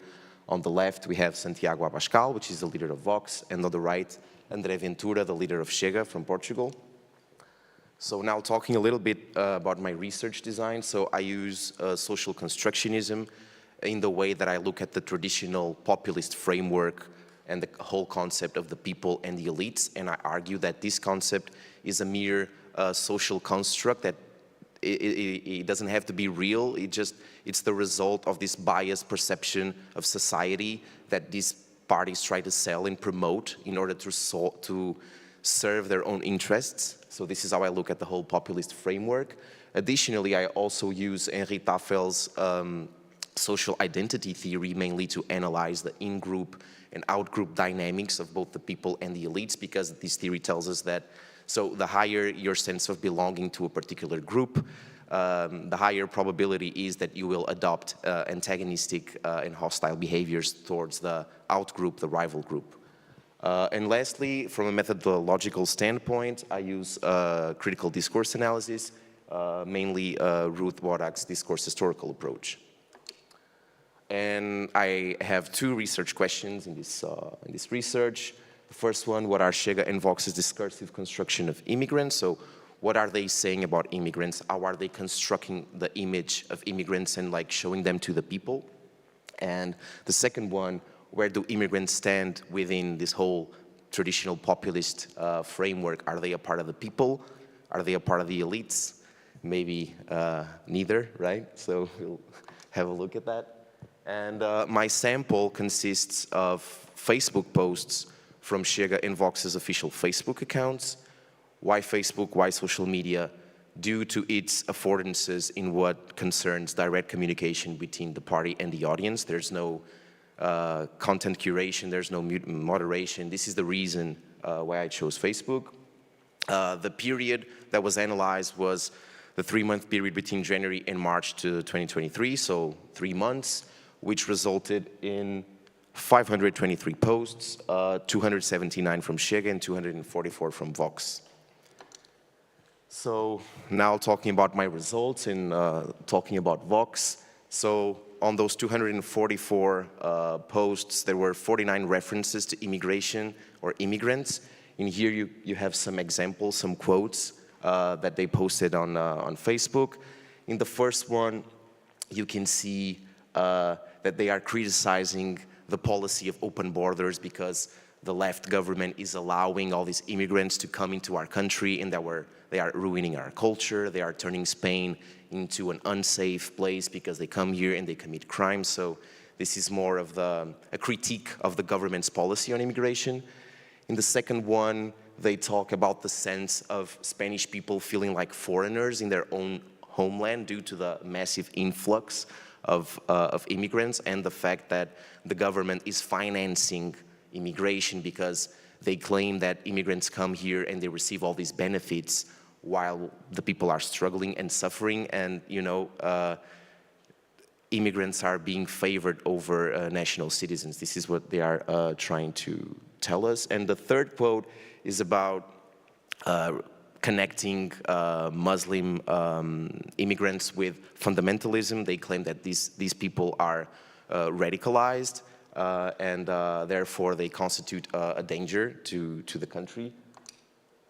And by looking at all the data, what are the main bullet points that we can take from this? First thing is that, so in all these discourses, every single time that they address immigration, they never talk about, let's say, the digital nomad from the US that moves to Spain, right? Or the Scandinavian guy that just likes the weather and goes there, right? Every single time they talk about immigration and immigrants, they always talk about the others, the ones that are not like us, people from different cultures that have different values, different religions, and therefore they will not adapt themselves to our culture and our beliefs. And then they link these people, so illegal immigrants, Muslims, refugees, with crime and insecurity, and they constitute a danger to Spain. And Spain used to be this heaven that is somehow getting ruined by these people. Also, there's a very big movement of blaming the government and this like leftist ideology of just allowing anyone in and not caring about your own people and just benefiting the others that come from outside. They also campaign for the closure of what they describe to be extremist mosques and the deportation of their leaders, because what they are saying now is that so this radicalized people, this radicalization is not coming just from the outside. So it's already inside Spain, and you already have people within Spain that are radicalized and they are in the mosques doctrinizing people, and which leads to, according to them, to all sorts of unsafe behaviors, let's say. And lastly, there's also this idea of a cultural clash, because we are Europeans, we are Spanish, we are Christians, and we have our way of life, and we are so tolerant and so progressive. And these people come from cultures, from countries with cultures of intolerance and violence, and they disrespect women, and we cannot coexist. This is the idea that they try to implement on people's minds. We cannot coexist, so therefore they shouldn't come. And now, moving on to Chega, the party from Portugal. Out of 279 posts, there were 39 references to immigration discourses. And you can see here, I have a couple of statements that I put here. And the first one is about the benefits, because once again, they claim that they come here, they don't want to work, they get houses, they get cars, they get subsidies, and they live on welfare, while we are, you know, we went through, like, there's war, there's inflation, there was COVID, and we are struggling, we are paying taxes, and our own people are not being taken care of. So this is the main message, I would say. And the second one relates to this incident that happened in Lisbon. It was in March, so this Pakistani citizen went to an Islamic center and he stabbed 2 women to death. And so basically here, this is like a two-way street, because in this statement, they are blaming the government for their open border policy once again. And, you know, you guys are the ones doing this and you're allowing these people to get in. And so the blood is also in your hands. You're also responsible for this. And then it also serves the purpose of the main argument, which is, yeah, you bring people from these countries here, you being Muslim immigrants, and this is the result. Like, we will get more violence, Portugal will stop being safe. So they kind of exploit this topic to fuel that agenda, so to speak. And the third one is just this, it just serves to correlate the far-right populist ideology with the traditional, let's say, nationalist, nativist, ethnic stance, because they claim that, you know, just anyone can just come in here and get Portuguese citizenship without even speaking the language. And we are becoming this little dump for illegal immigration, and nobody cares. And it's like, they're not us, so why should they be allowed to be part of us? This is mainly what they are saying. And the bullet points that we can take from here and all the data that I gathered is that, so similarly to Vox, they focus mainly on illegal immigration, Muslims and refugees, so nobody talks about the white Christian immigrant. All of their discourses, similarly to Vox, are only targeting those people. This idea of cultural clash is also very present. We cannot coexist, like we don't mix, because we are more advanced, we are more progressive than them, and they want to force us to sort of like behave like them and impose their values on us, and this is our country, why should we allow it? The economic standpoint is also very strong, like I was mentioning before, the subsidies and the welfare.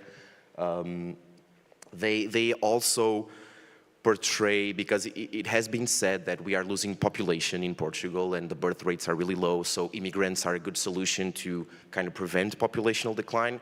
And they claim that this is an easy and dishonest solution to the problem, because instead of attracting immigrants, and especially the type of immigrants that we attract, according to them, we should be focusing on helping and giving financial aid to families and young couples so they could have more children.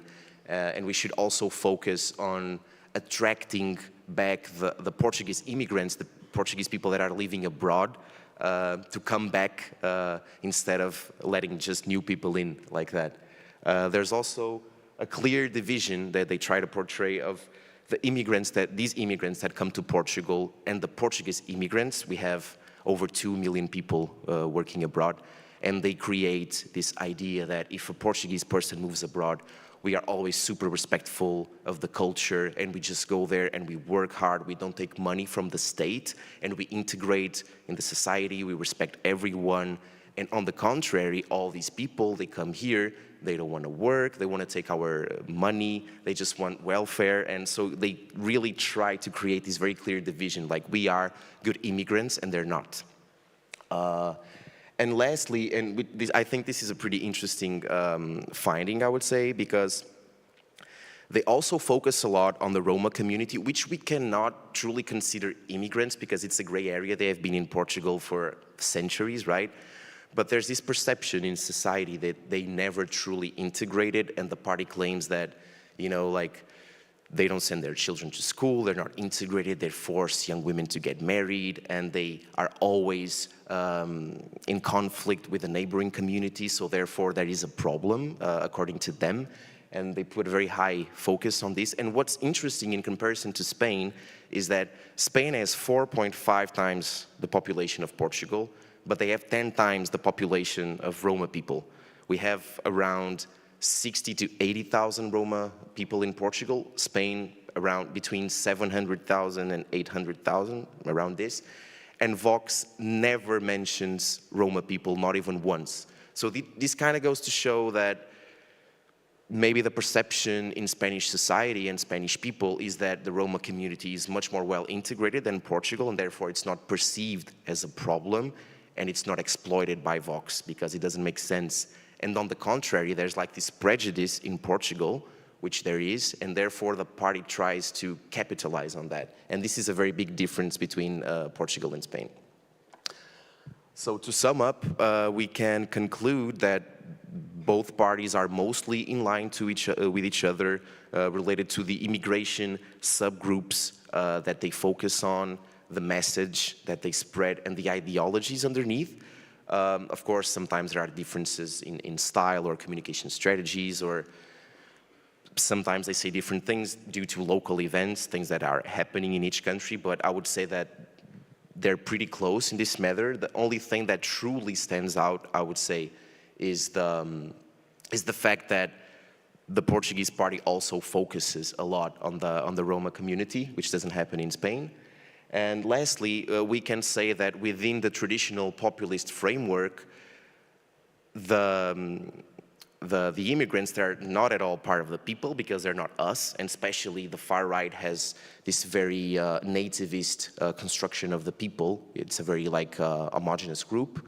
They're not part of the elites as well, but they are a group which is being protected by the elites. So they're like this new subgroup, so to speak, that even though they're not part of each group, the elites are kind of like putting their arm under them and protecting them and defending their interests, I would say. And this is all. Thank you so much. Yeah, yes, this is it. Thank you a lot. So, thank you for your presentation and also perfect timing. And I want to invite Renata Matkevičienė from Vilnius University, Lithuania, Dean of Faculty of Communication. And she will present topic about personal branding in populist communication, case study of campaign on anti-COVID regulation in Lithuania. So floor is yours.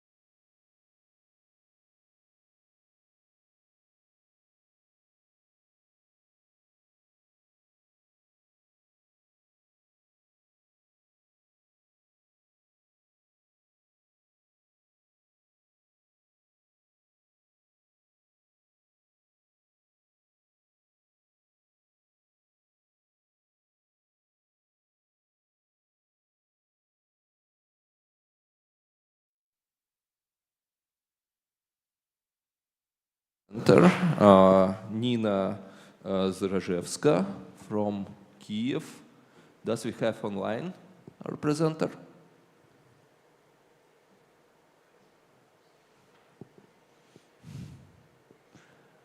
Yeah. Hello, Nina. Hi, my name is Nina Zrazhevska. I am professor of the Department International Journalism, Boris Grinchenko, Kiev University. Let me begin my presentation.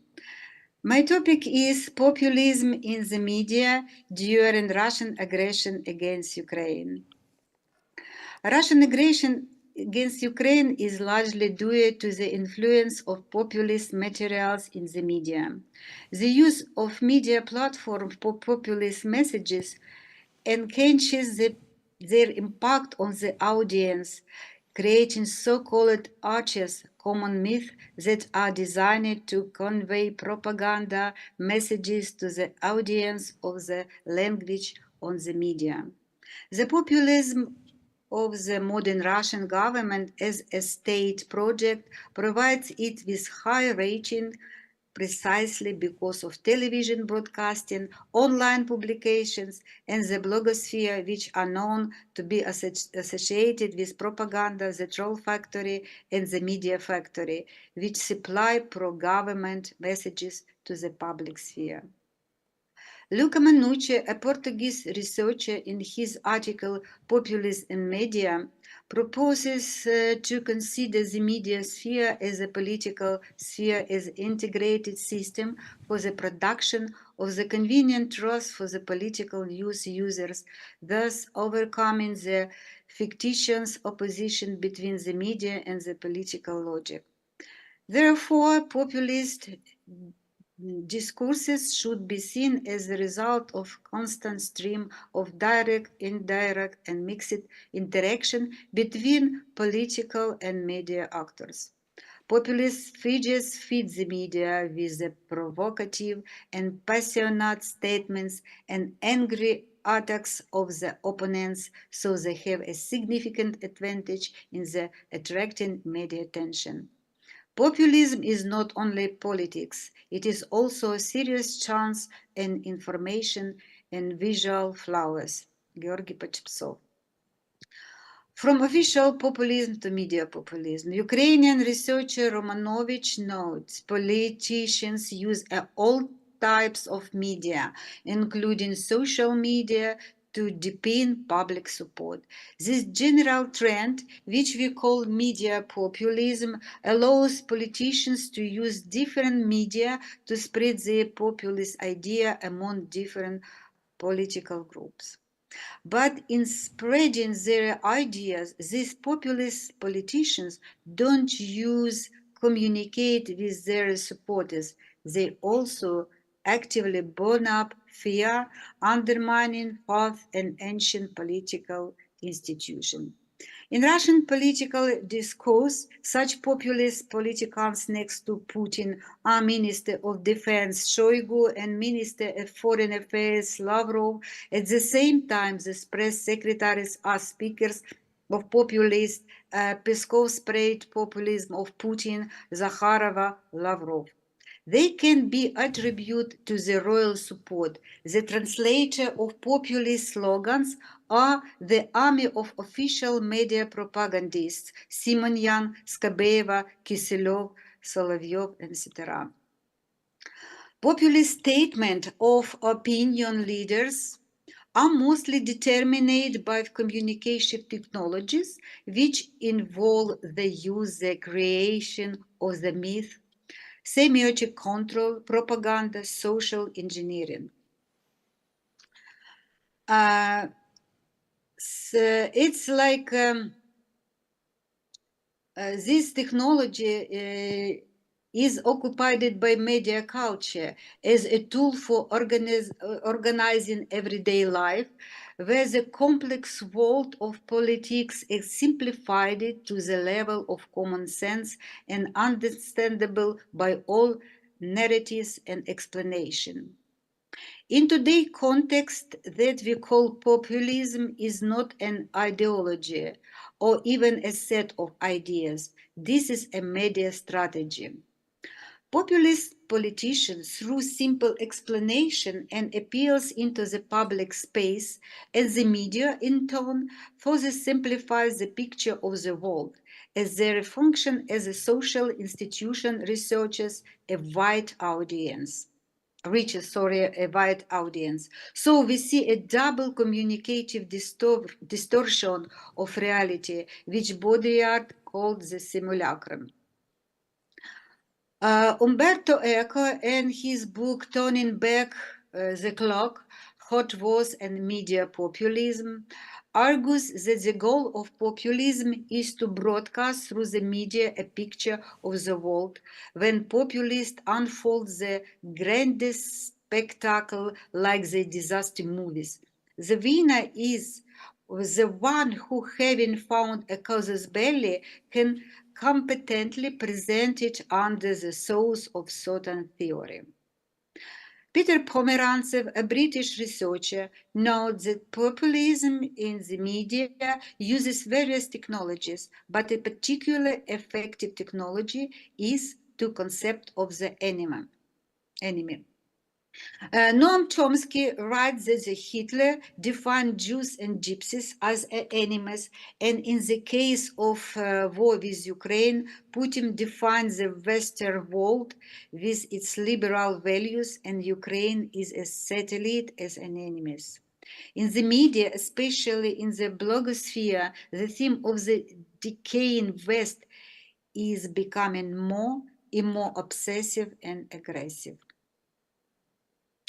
Russian official media simplify and popularize populist ideas about the greatness of Russian idea, which were fabricated, for example, by Russians of the so-called Eötvös Club, where the exploitation of the national idea began to intersect with populism and was used by national leaders for political purposes for justify the war.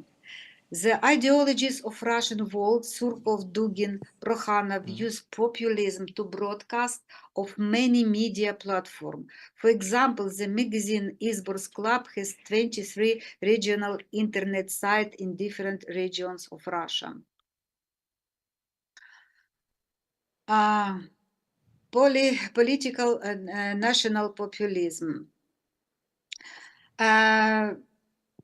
This is like a political phenomenon, like models of the Russian world. They propose the idea, the five empire, the ideology of victory, the ideology of the Russian dream, broadcasting their ideas through the media. This ideology is built on the discourse of war, because all these models assume that the Western hostile coalition has formed around Russia, which is aimed at the destruction of Russia.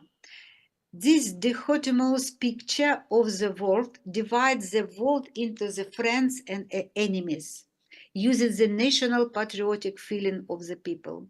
It was these intellectuals and then propagandists who created the myth of the inhuman essence of modern Ukraine. Media fabricate and broadcast populist messages, preparing the public to accept and justify military aggression. For example, in the newspaper Izvestia, we read about the reason for the war with Ukraine.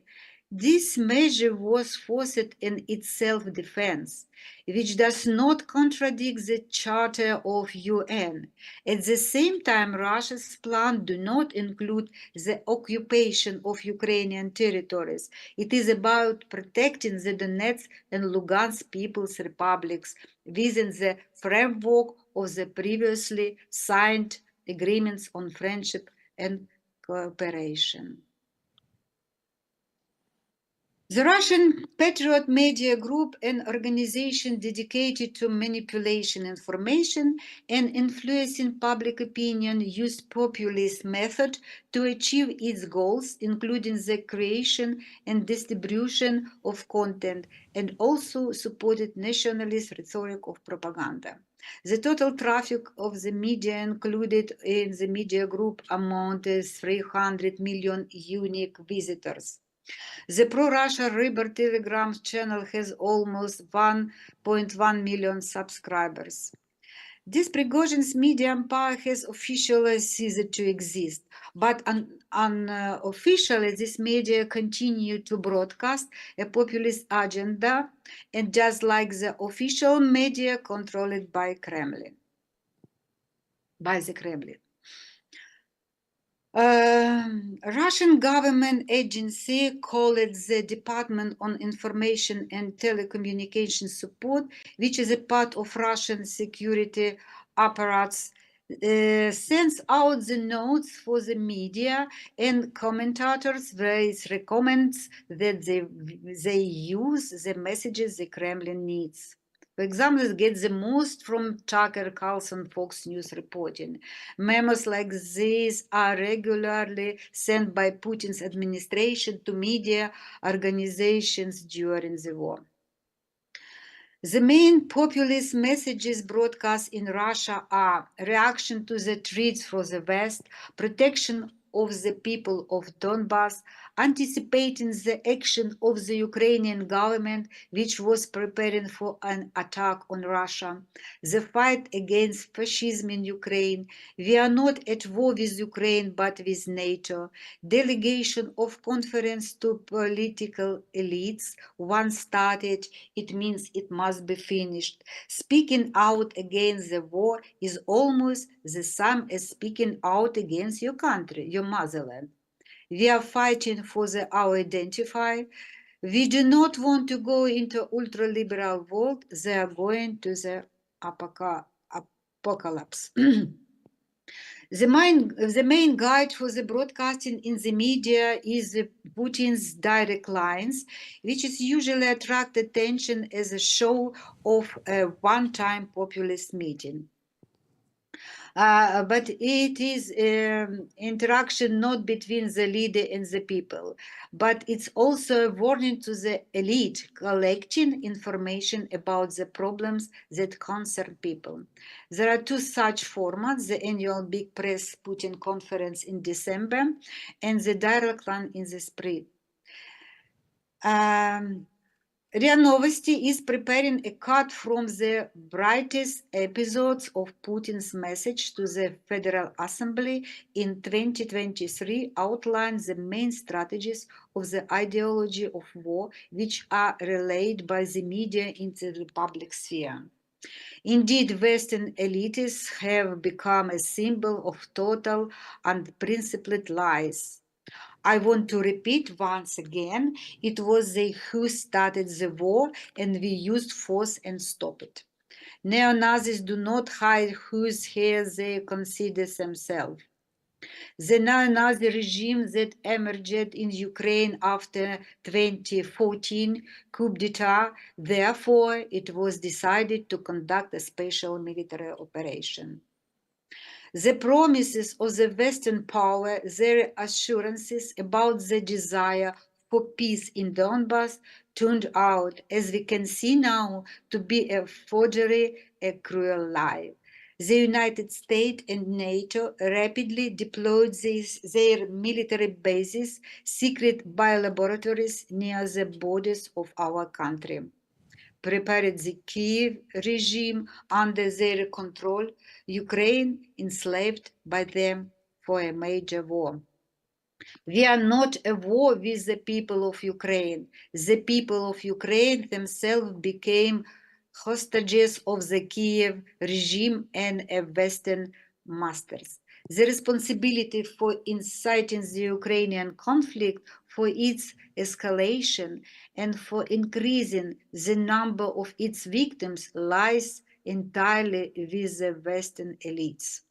Look at that they are doing to their people, the destruction of the family, cultural and national identity, perversion, abuse the children up to the pedophilia, are declared the norm of their lives, and the clergy priests are forced to bless same-sex marriages.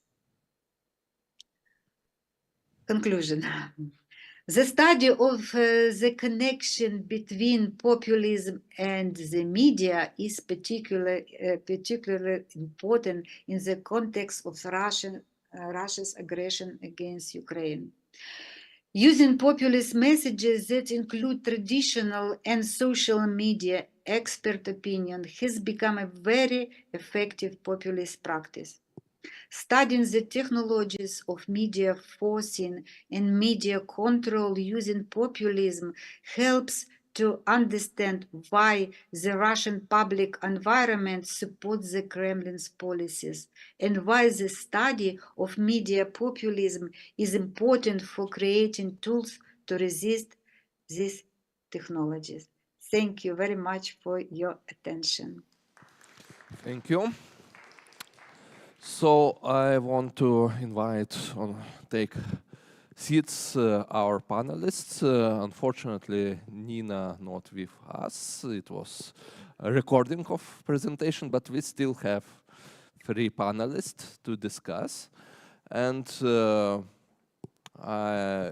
first of all, I want to ask, maybe we have some questions in the audience. I see one question. Yeah, please. Okay.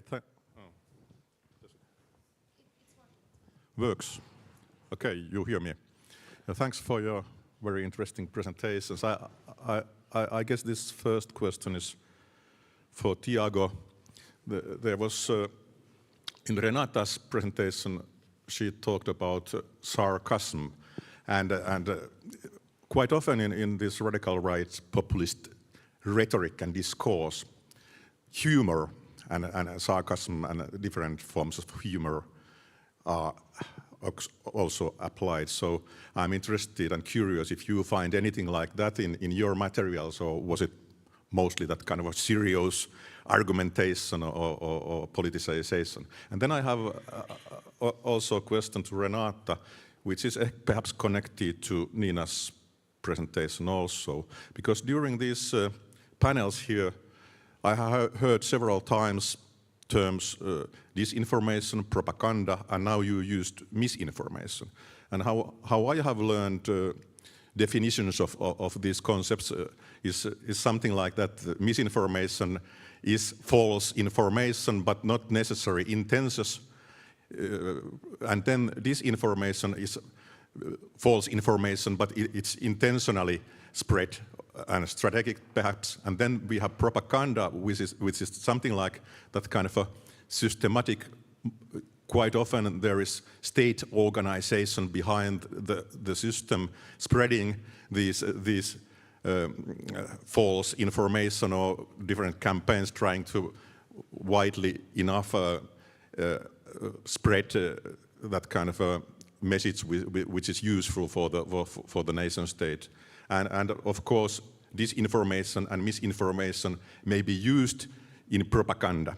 And how populism is linked to these populist communication style, which usually uses and includes strong antagonist confrontations, can be somehow connected or linked to all of these different forms of information spreading. So you use this misinformation now here. So can you please a little bit clarify, is it really so that it's unintentional or there is not that kind of strategy behind? I wasn't sure about that. Thanks. So thank you for your question. So I'll go first. Yes, I did found a lot of, let's say, mocking statements. More on the Spanish side, I would say that in the Portuguese case, it's more like they use it, not a lot. Sometimes they use it, but you know, sometimes when you're mad and you try to joke about it, and it doesn't really come out very good, I would say. So they kind of look like losers when they do it in Portugal. But in Spain, they actually have like this big mocking strategy, which they use on a very like recurrent basis. And it's always against either political opposition or the media, because they have this whole campaign against the media. And it goes as far as, I would say, breaking a lot of the traditional political communication paradigms. So, for instance, there's like this video on their Facebook where a member of Vox is being interviewed on national television. And the whole narrative is that the reporter who's asking the questions is dumb. That's the main point. So throughout like 1 minute, that's like the length of the video, you know, like it's so edited, you know, and there's like so many GIFs appearing like mocking the interviewer. You know, in The Simpsons when Homer is thinking and there's like this little monkey that pops in his head, like doing that thing with the plates. They do those things. They use like viral reels, you know, from TikTok, you know, like even like curse words. There was this video the other day when so clearly a member of Vox said something, and this is on Facebook. It's the third biggest political party in Spain, which has 47 million people, so it's a big deal. This guy was interviewing a member of Vox, like this MP or something, and he said something that the reporter wasn't really expecting, so it kind of stopped for a little bit. He had to think because he wasn't expecting the answer, and right after that, there's like a cut, and there's a video of a guy saying like, "Surprise, motherfucker," you know, because the guy wasn't expecting that. So like it goes beyond like what it would be unthinkable like 10 years ago, and they clearly use this on a very like recurrent basis to mock. It's like a clear mocking of the things they don't agree with. I hope I was able to answer the question. Thank you. And just a few comments about the humor. In the messages I have analyzed, there was humor. I won't call it humor, maybe sarcasm more, or you know, some kind of when you want to say something not nice about the politician, but having in mind that you are attacking politician and those in power. So these were kind of sarcasm used in the messages. And about misinformation, that was my choice to be political correct, to say like this, because you have to have proof that this is disinformation, so done intentionally for some purpose, but having no idea how to prove that this was this purpose. So I have used this misinformation term. But you are right. If we will look through the techniques that are used in propaganda, in disinformation, so yes, I think mostly propaganda methods could be clearly seen in the narratives, really. Thank you. Do we have more questions from audience? I see, yeah.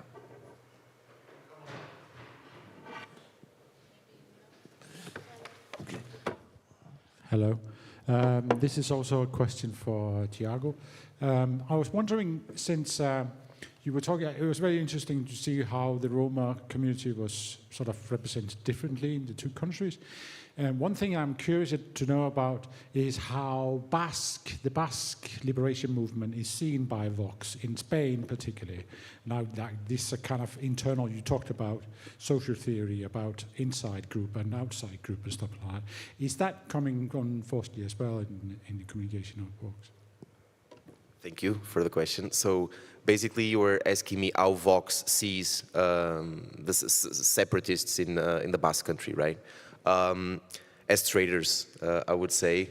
Traitors because they're enemies of Spain. They want to split and they want to divide the country. And if I think about the whole populist framework, so to say, you can even say that the separatists are part of the elite because they are like embedded in the political institutions of the Basque country, Catalonia as well.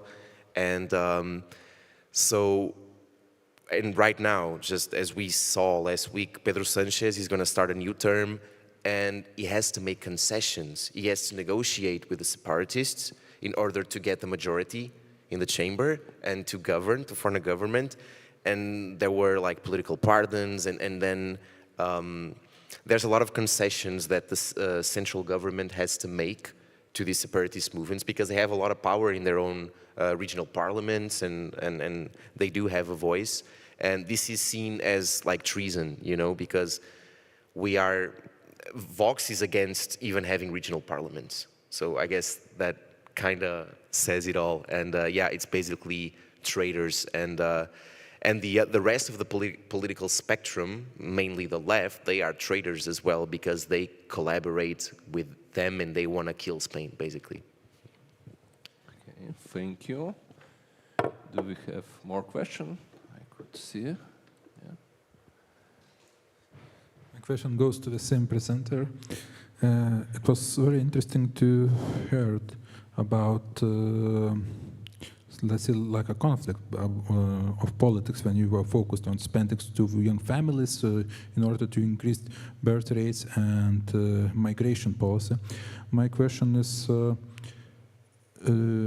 I am right that you saw deeper conflict between both statements, and how is possible to solve this conflict because demographics questions are still really important, and both parts like birth rates and migration are important. So how would you solve that conflict, which you noticed? You mean the like immigration conflict? How would I solve it? Oh, that's a very tough question, isn't it? You should try. Well, wow.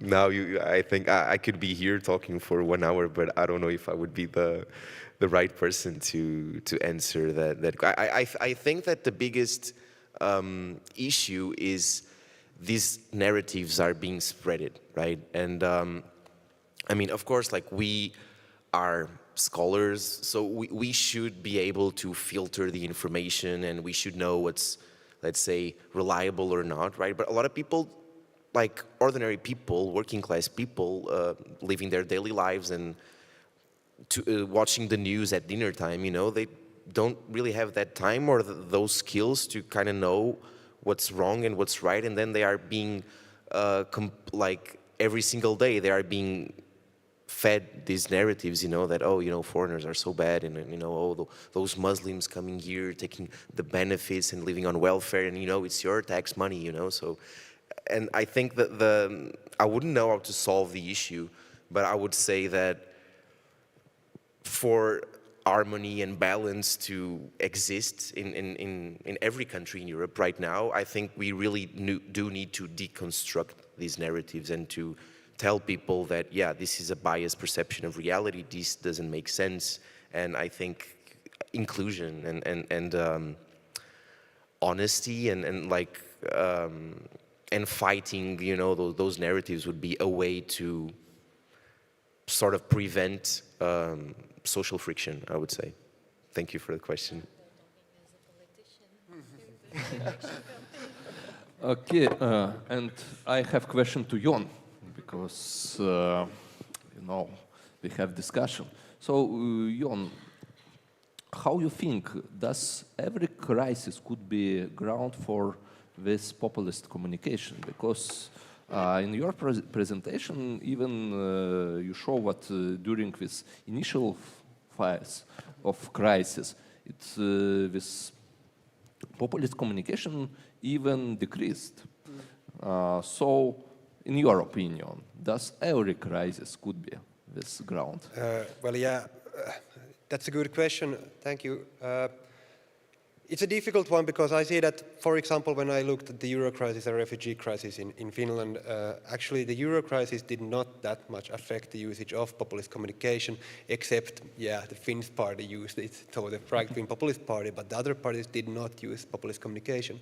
However, then during the refugee crisis, yeah, populist communication was more used. And thus I would say that depending on the crisis, but also the context, so what country and what kind of parties, and can they like use populism in a strategical, good way to maximize their support, then yeah, they will, or they can use populist communication.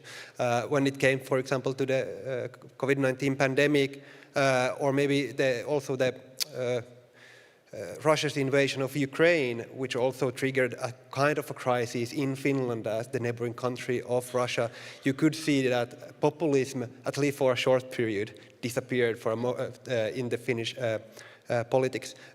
However, now it's really important that when I have done my papers and my studies, I have focused on the parliamentary debates, not on social media.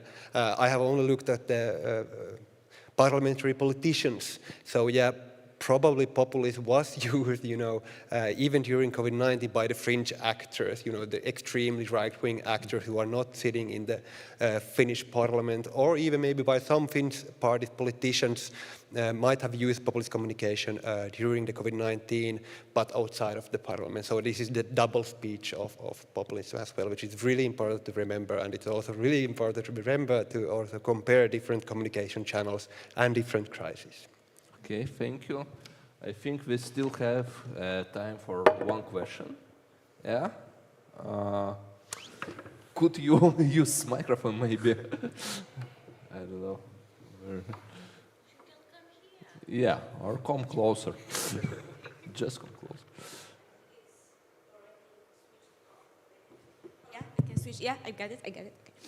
I just wanted to ask you, all of you, the same question, because you are free scholars studying political parties or politicians as the sources of statements that are employing this populist political communication. So I was wondering, and we have been conducting studies like this across Europe and other countries as well. Usually we are studying the discourse of the populist parties or discourse of the political parties, and then once we were referring to the findings, we usually say that that's the style, that's the discourse used by this particular party. But obviously these are the people, right, who are the politicians who are using that style. So that's quite easy once we've got like one selected candidate or one selected political actor, like the politician. So then we may say he or she is using that style. So my question is, in your studies on political parties, have you ever, I don't know, studied or heard about some kind of like a discussion, debate over this general style of the party? Is there any kind of like, say, agreement that at some point those politicians, in plural, will start to use this style? Or is it maybe just one or two politicians who at some point started employing that style? And these are like the voices, like the populist voices within the political parties. Do you get any, let's say, understanding, idea how it works within such a group like a party, how this populist style is actually developed by them and used by them? Are there any, let's say, leaders within those political parties who are like using that style extensively, while the others maybe not that much, but still once we are connecting the statements to the parties, we say, okay, that party is actually employing the style quite extensively. Do you got any comments or ideas about that? I'm always curious how to combine those studies on individuals and the groups, right? Okay, I don't know, Renata, maybe we'll start. Let's start from me, because I have no answer to this question. Because you have to know, in depth what is going on in the political party. But I think that in Lithuania there are no such a tradition to announce one of the politicians to be that populist, because that, depends on charisma, depends on the communication style and other things. So I said no. Of course, if we will look to the programs of political parties, we won't find any populist narratives. Yes, we can find, but not populist style or strategies. But for politicians, for sure, they are just adding their voice, I will say. I could continue with Finland as a case. When it comes to the populist right-wing party, the Finns party, I would argue that we can see in the party manifestations, populist communication as well as by the politicians. The Finns party has also developed over time. Back 10 years ago, it was led by a guy named Timo Soini, who was more of this center-right, even some leftist ideas, but really populist. And now it's led by Riikka Purra, who is more this traditional right-wing populist actor. However, to your question, when it comes to then other parties, and once again, I'm talking about Finland here, no, I would agree that we can't see in the party manifestation, let's say, from the left alliance in Finland any maybe some, but really not that much populist communication.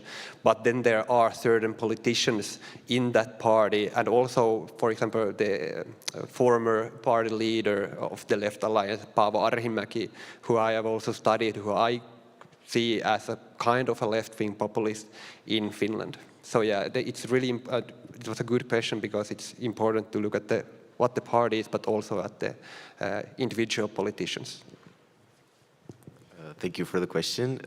I would say that, at least in the Portuguese and Spanish case, I think the style comes from the party itself, I would say. And of course, there's like this key person who's like the general secretary, the president, however you want to call it, like the main guy, right?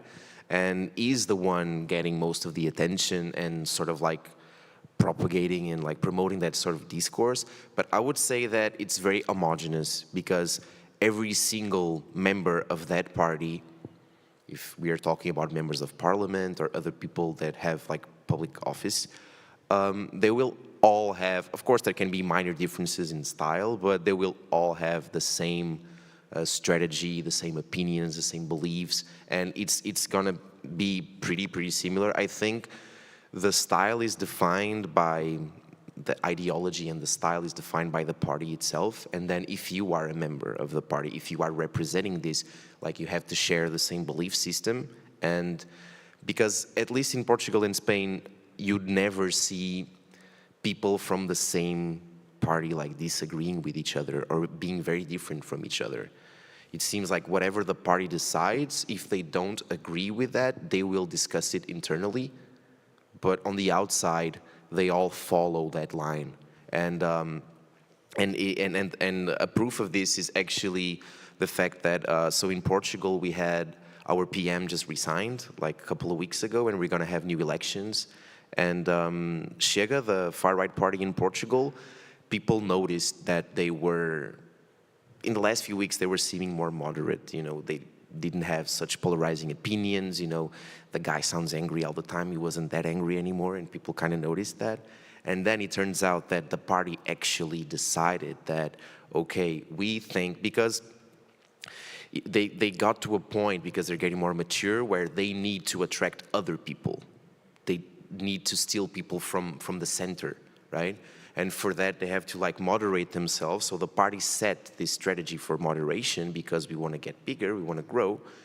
And everyone sort of like changed that behavior and adopted that style. So I would say that it comes from the party and obviously from the leaders, because usually these movements, they have very strong leaders, right? I mean, both of these parties, they only had one leader ever, which is the two guys that I showed here. So I guess we would have to see and wait for new leaders to see if this is a trend or not, and if the situation changes. I just shortly want to continue because, yeah, I think the mainstreaming factor is a really important one. And as you mentioned, the party leaders, that's the same in Finland also with the Finnish party, that they are trying to be more mainstream when they go to, you know, the evening news, for example. But then there are these other politicians inside the party who then can, you know, speak out to those more extreme voters, for example. So once again, double speech. Thank you a lot. I'm looking to watch, and our time is over. Thank you for presenters, and thank you for audience. So let's have some coffee.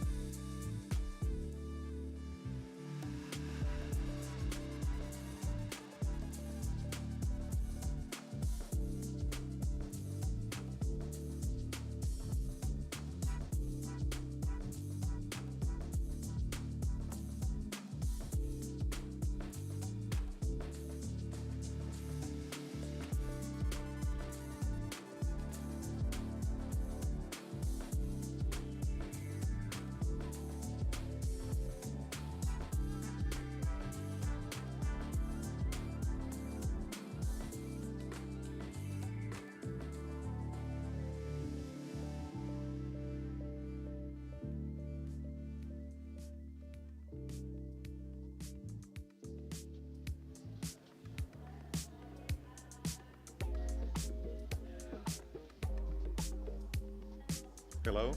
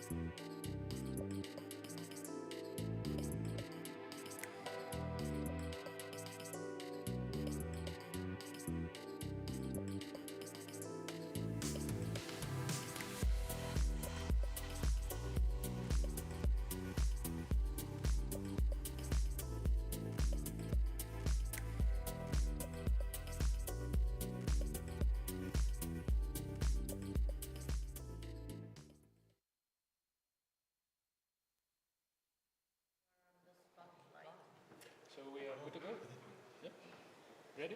Yeah. Okay, nice to meet you again. We have panel session number 9, and we will talk about populism, Győri collection, and sport events.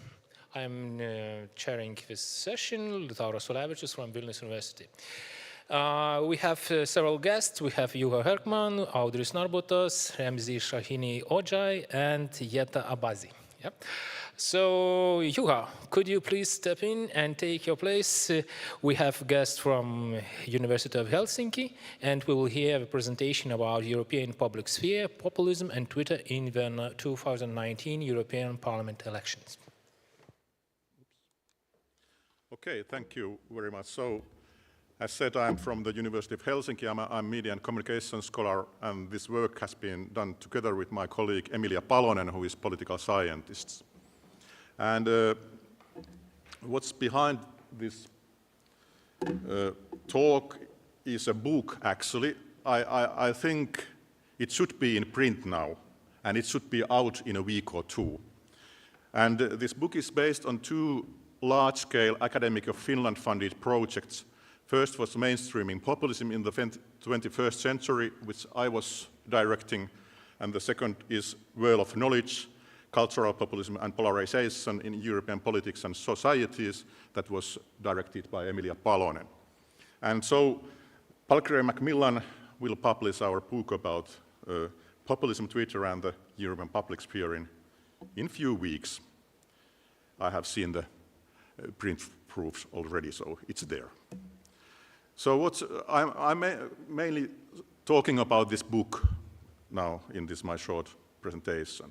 What is behind in this book project, our main theories and concepts? Of course, we have the idea of European public sphere. That was really important concept in the early 21st century, launched also by Jürgen Habermas and other prominent thinkers. And there was this idea that we could create some kind of pan-European or supranational public sphere where all European people could somehow deliberate. Then it was noticed that, okay, this is impossible because there are so many different countries, so many different languages, so many different cultures, and they start to talk about Europeanization of national public spheres. And that is what we are studying here in our book also, especially in the context of European parliamentary elections, which we see that are that kind of specific context for discussions about Europe and European issues.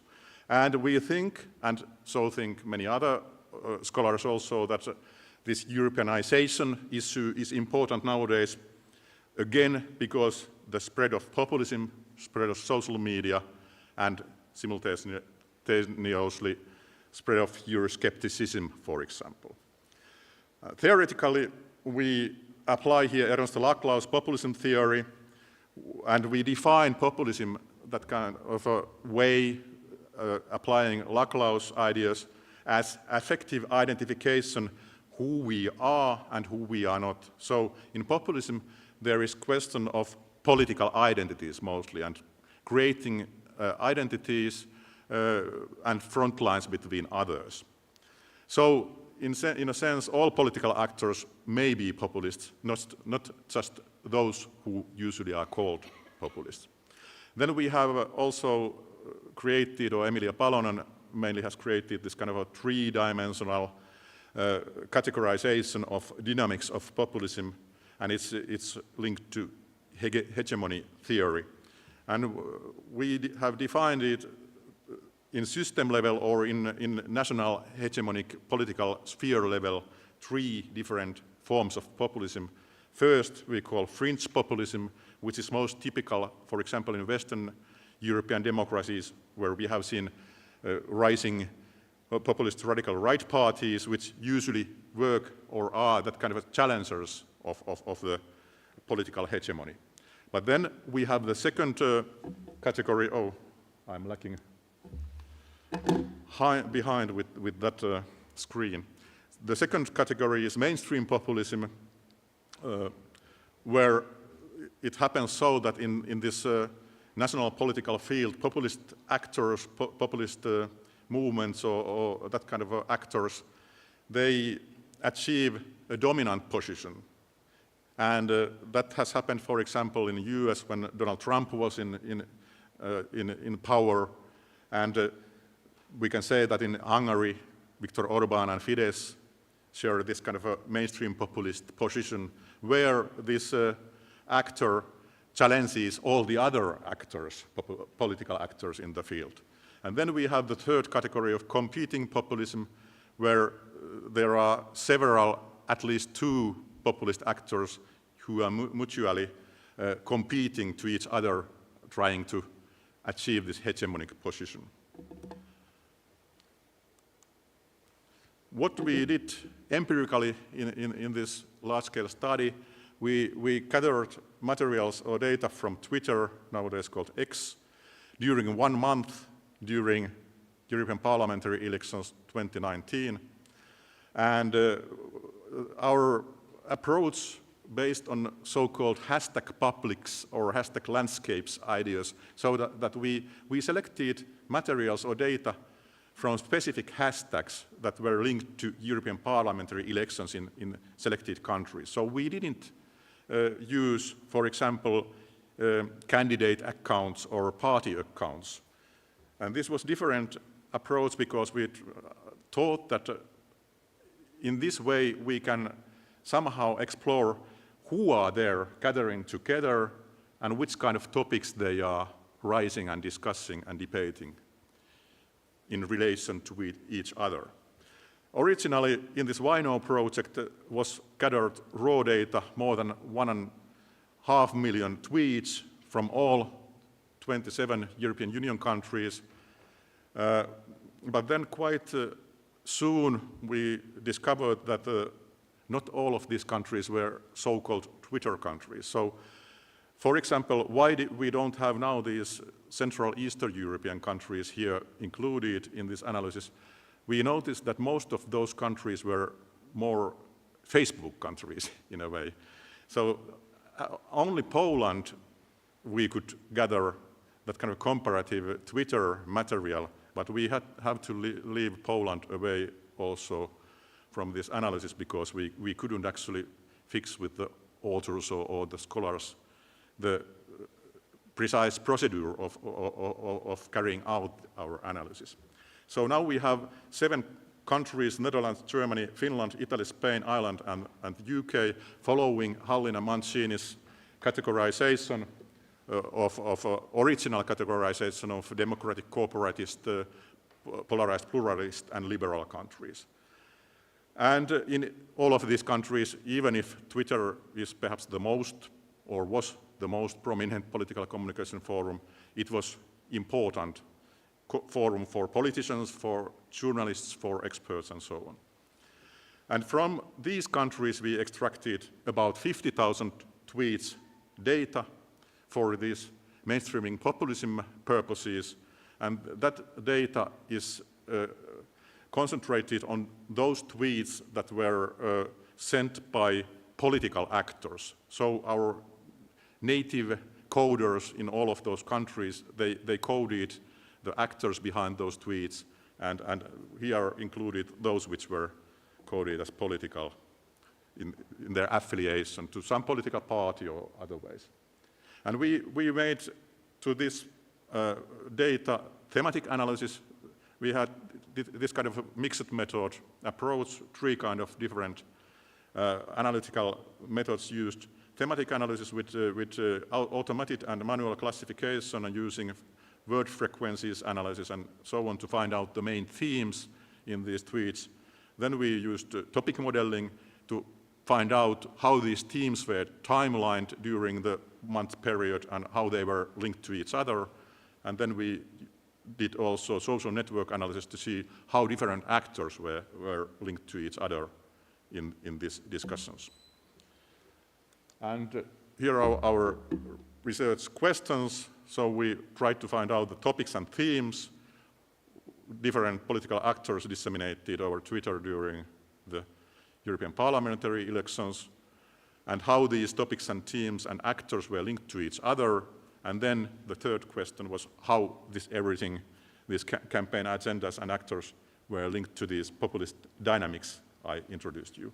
And I have to say that this book consists of country chapters. There are all of these 7 countries have a specific chapter that discusses our analysis in these countries. So most part of the book consists of these country chapters, but then there is in the introduction, data section and so on, where we are introducing these approaches and concepts we are using here.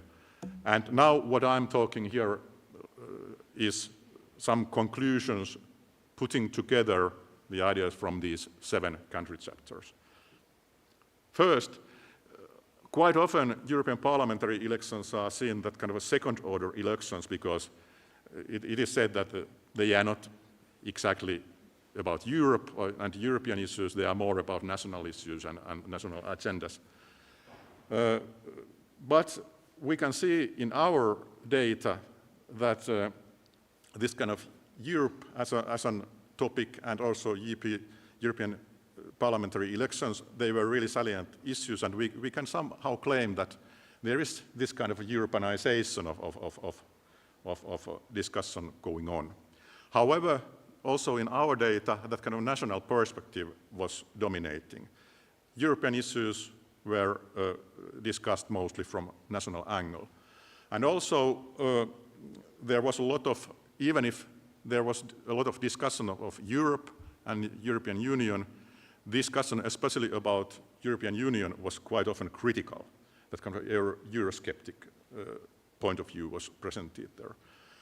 Then there was just little horizontal cross-country Europeanization. That means that the links between different countries seen in our data. Only in Germany there was this kind of a linkage between Austrian discussion, and in Ireland links between UK discussion and Brexit discussions in UK. And what was interesting in our data was that in many countries, the kind of liberal, pro-European actors, they were most active tweeters. However, in retweeting and commenting, Eurosceptics and populist radical right were really active. So this discussion was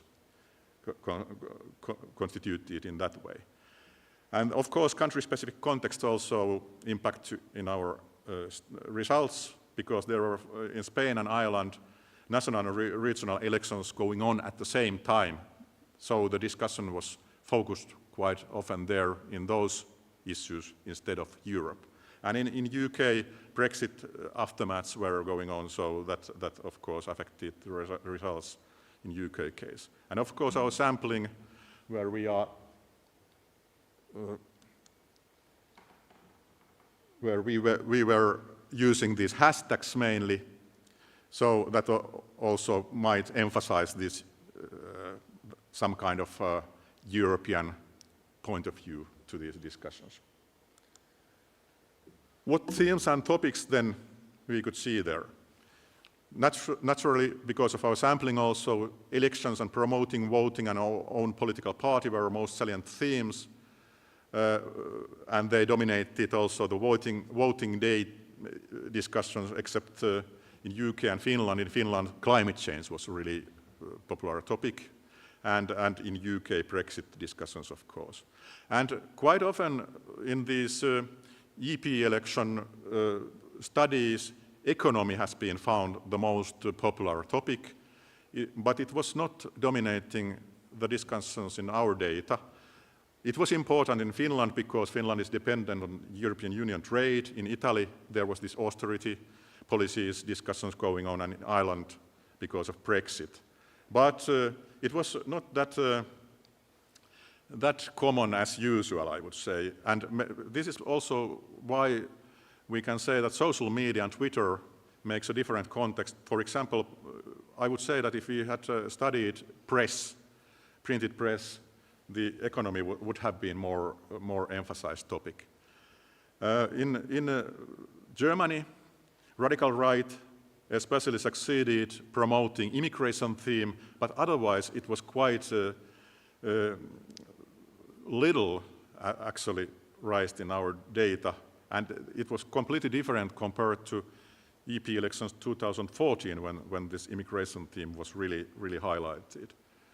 But however, that kind of a nationalism was important in all countries and for all actors also. Climate change, as I mentioned, was also, I think, more important theme in our data than immigration. Radical right attacked mainstream media, and in Spain and Ireland, local issues dominated, as said, because of the elections going on. What kind of actor networks we found? They were highly national. They were also highly clustered in separate camps. Only in Germany and in Ireland that kind of cross-country networks were found, as I mentioned already. And those who were most active tweeters, original tweeters, they were not the most important nodes in these networks, usually. Most important nodes were those who had most followers, but especially that kind of experts of European Union issues, such as members of European parliaments. They worked in networks, that kind of super nodes who also linked these clusters together. And it was interesting that these pro-European camps dominated the networks, and radical right was actually quite separated in its own filter bubbles. So, in the end, something about populism.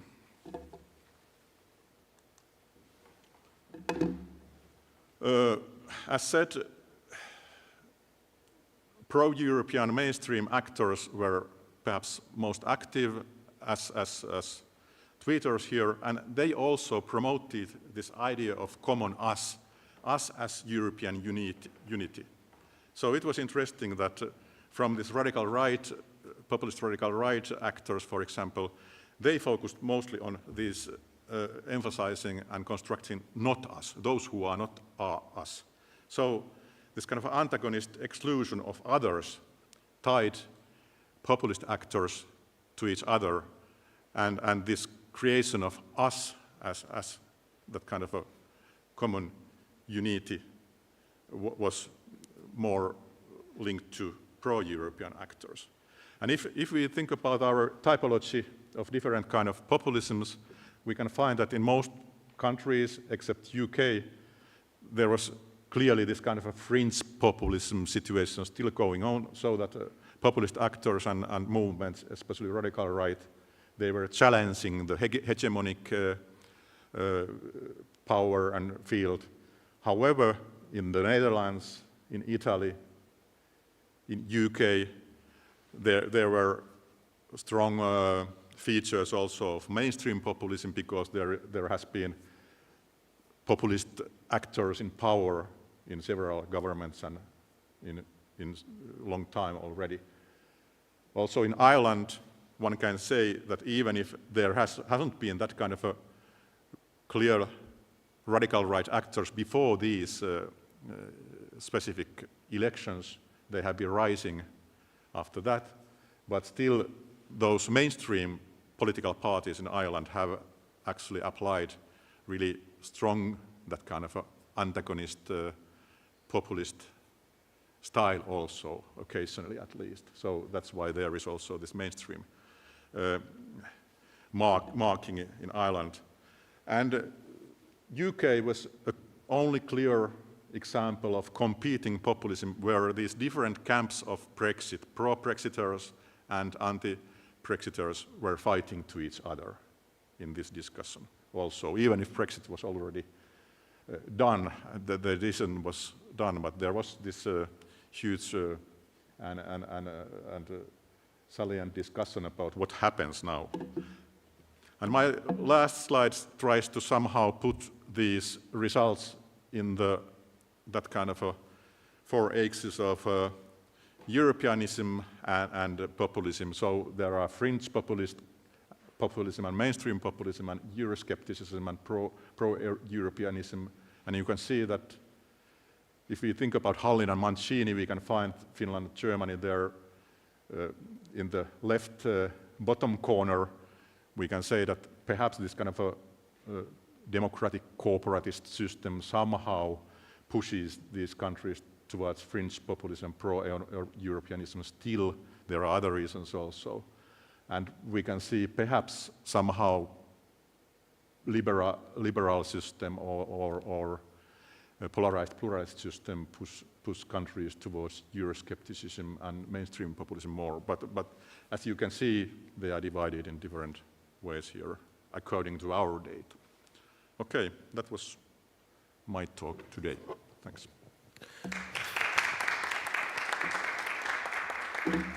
Thank you for your presentation, and I think we could agree that questions after all the presentations. Yes, thank you. So now I would like to ask Audris Narbutas to take the place, and he's the representative of Kaunas Technical University, and will be presenting the paper on how efficient and common is populism in direct elections of mayors. I understand we will discuss Lithuanian case. Hello, everyone. It's nice to see that we have still quite a lot of people. I'm almost the last one speaker of this conference, and we still have people here, so it's clear that populism is an important topic here in Lithuania and in other countries also. Key facts about my research. I focused exactly on programs of politicians.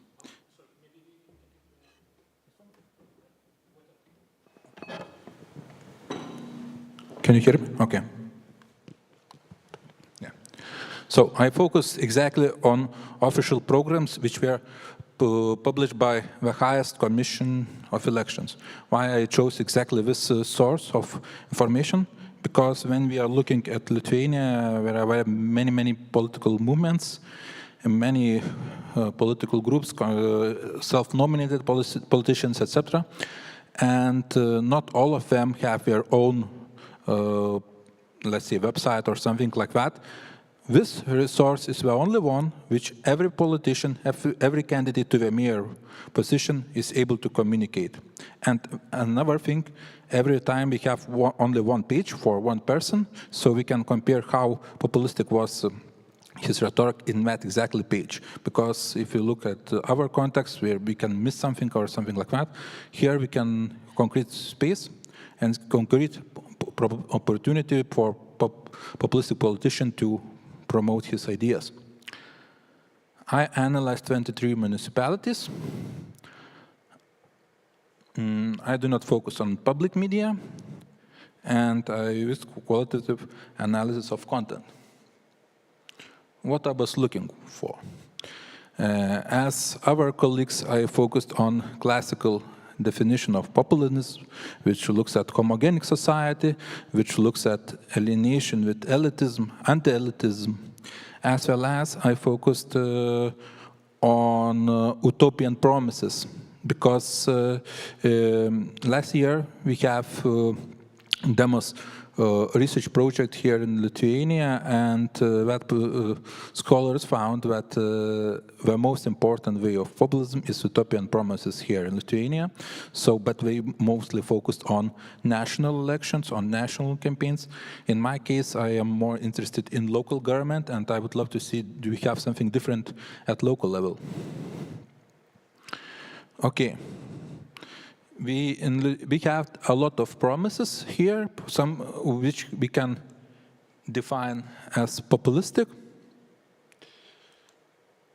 But in general, the most common promises was free public transport, which was found in almost every municipality, including Vilnius capital. Why I decided that this is a populistic statement? Because in general, if politicians would talk about compensation of public transport costs, about different funding method of public transport, which would be reasonable, which would not be understandable as populism. But while people are claiming that it's for free in general, it's definitely not true.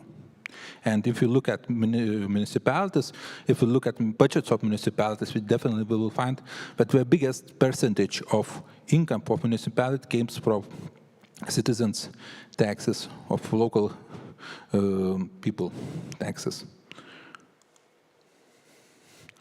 opposition between people and government.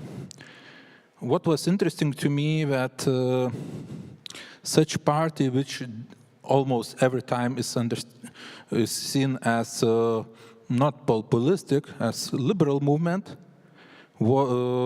demonstrated a lot of populism at local level, and even alienation with government, which is kind of counterintuitive, because in general, this party have a position of chair of our parliament. So it's very, very strange to see. Also, we have the Democrat Union for Lithuania. This was also quite populistic statements, as well as homogenic society. People do not identify that we have different groups in society, different interests. We talk about homogeneous society, and that is also quite often case of populism results. As you can see from the slide, the most common situation is that we have utopian promises. As I mentioned, the most common utopian promises is free public transport. And if you look at different political groups, here we will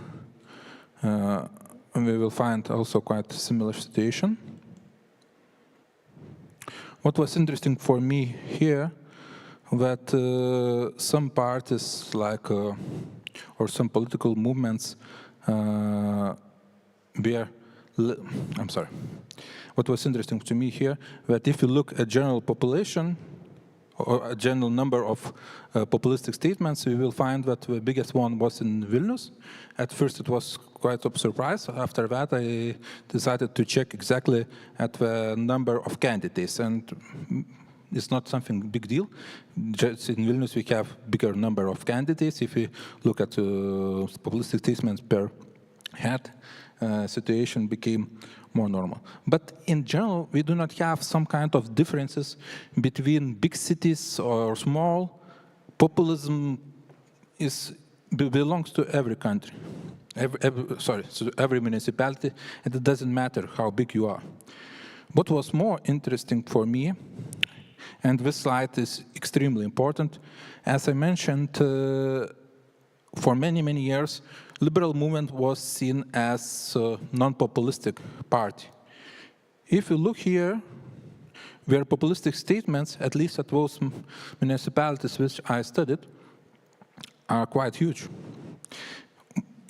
Another important fact, that in Lithuania, political committees were seen as, let's say, political groups which are more related to populism.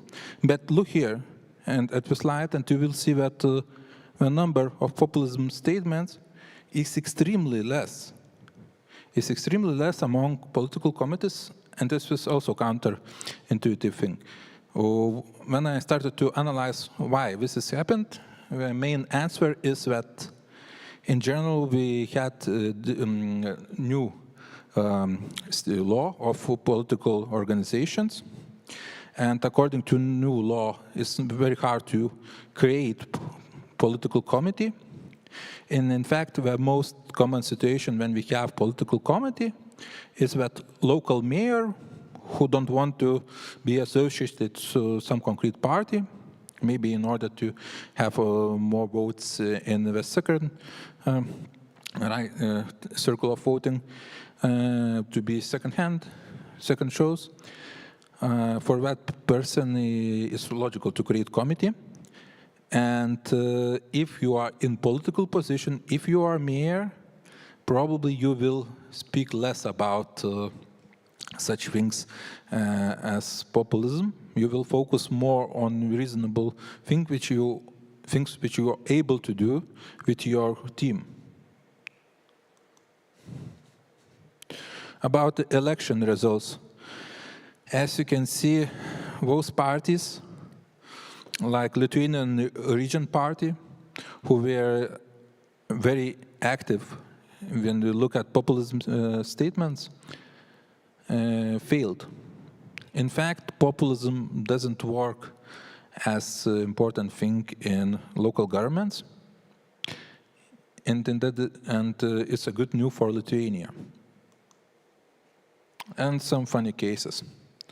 We had the candidates to mayors who, instead of their programs, created poems or something like that.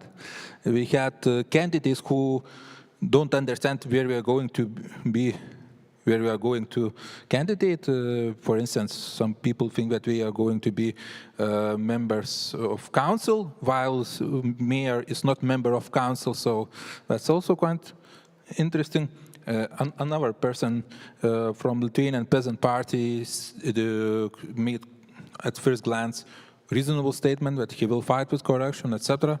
But only one fact, that he was eliminated as mayor from his position because of corruption. So, in this situation, I also coded this as populistic statement, even if in normal situation fight with corruption would be a reasonable thing, but when you are corrupted, it doesn't look very good.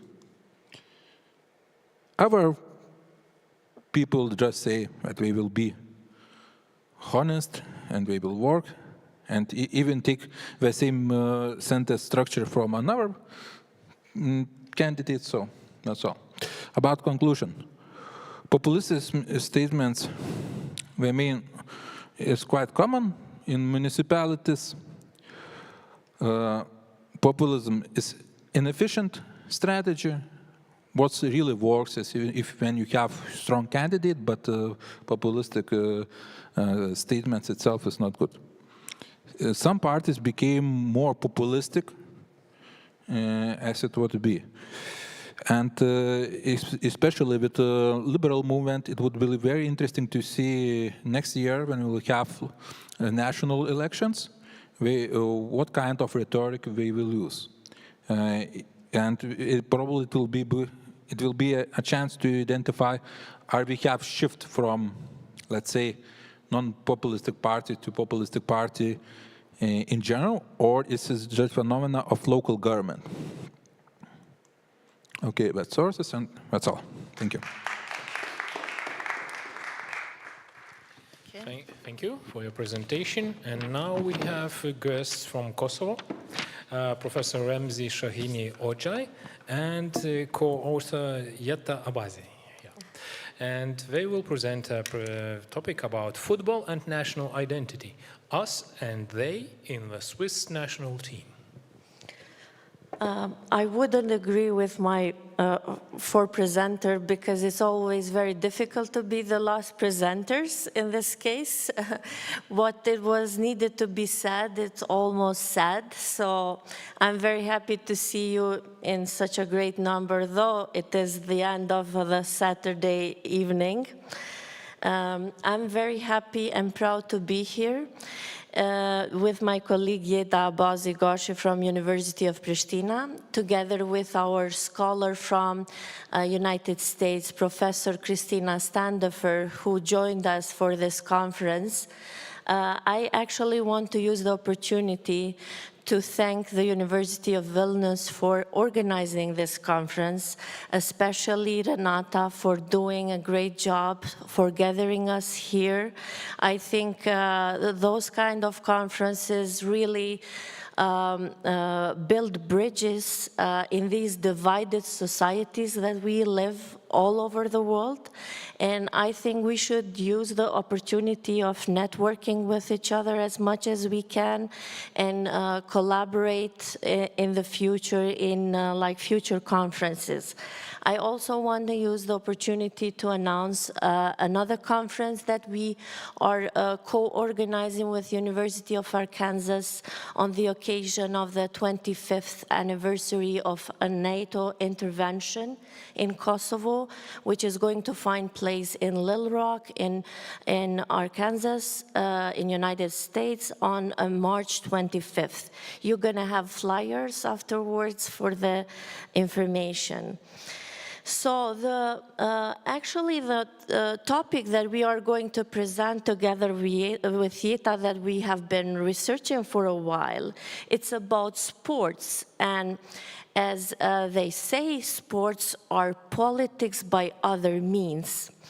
And actually the last World Championship has triggered us to analyze the role of nationalism and the national identity building through sports.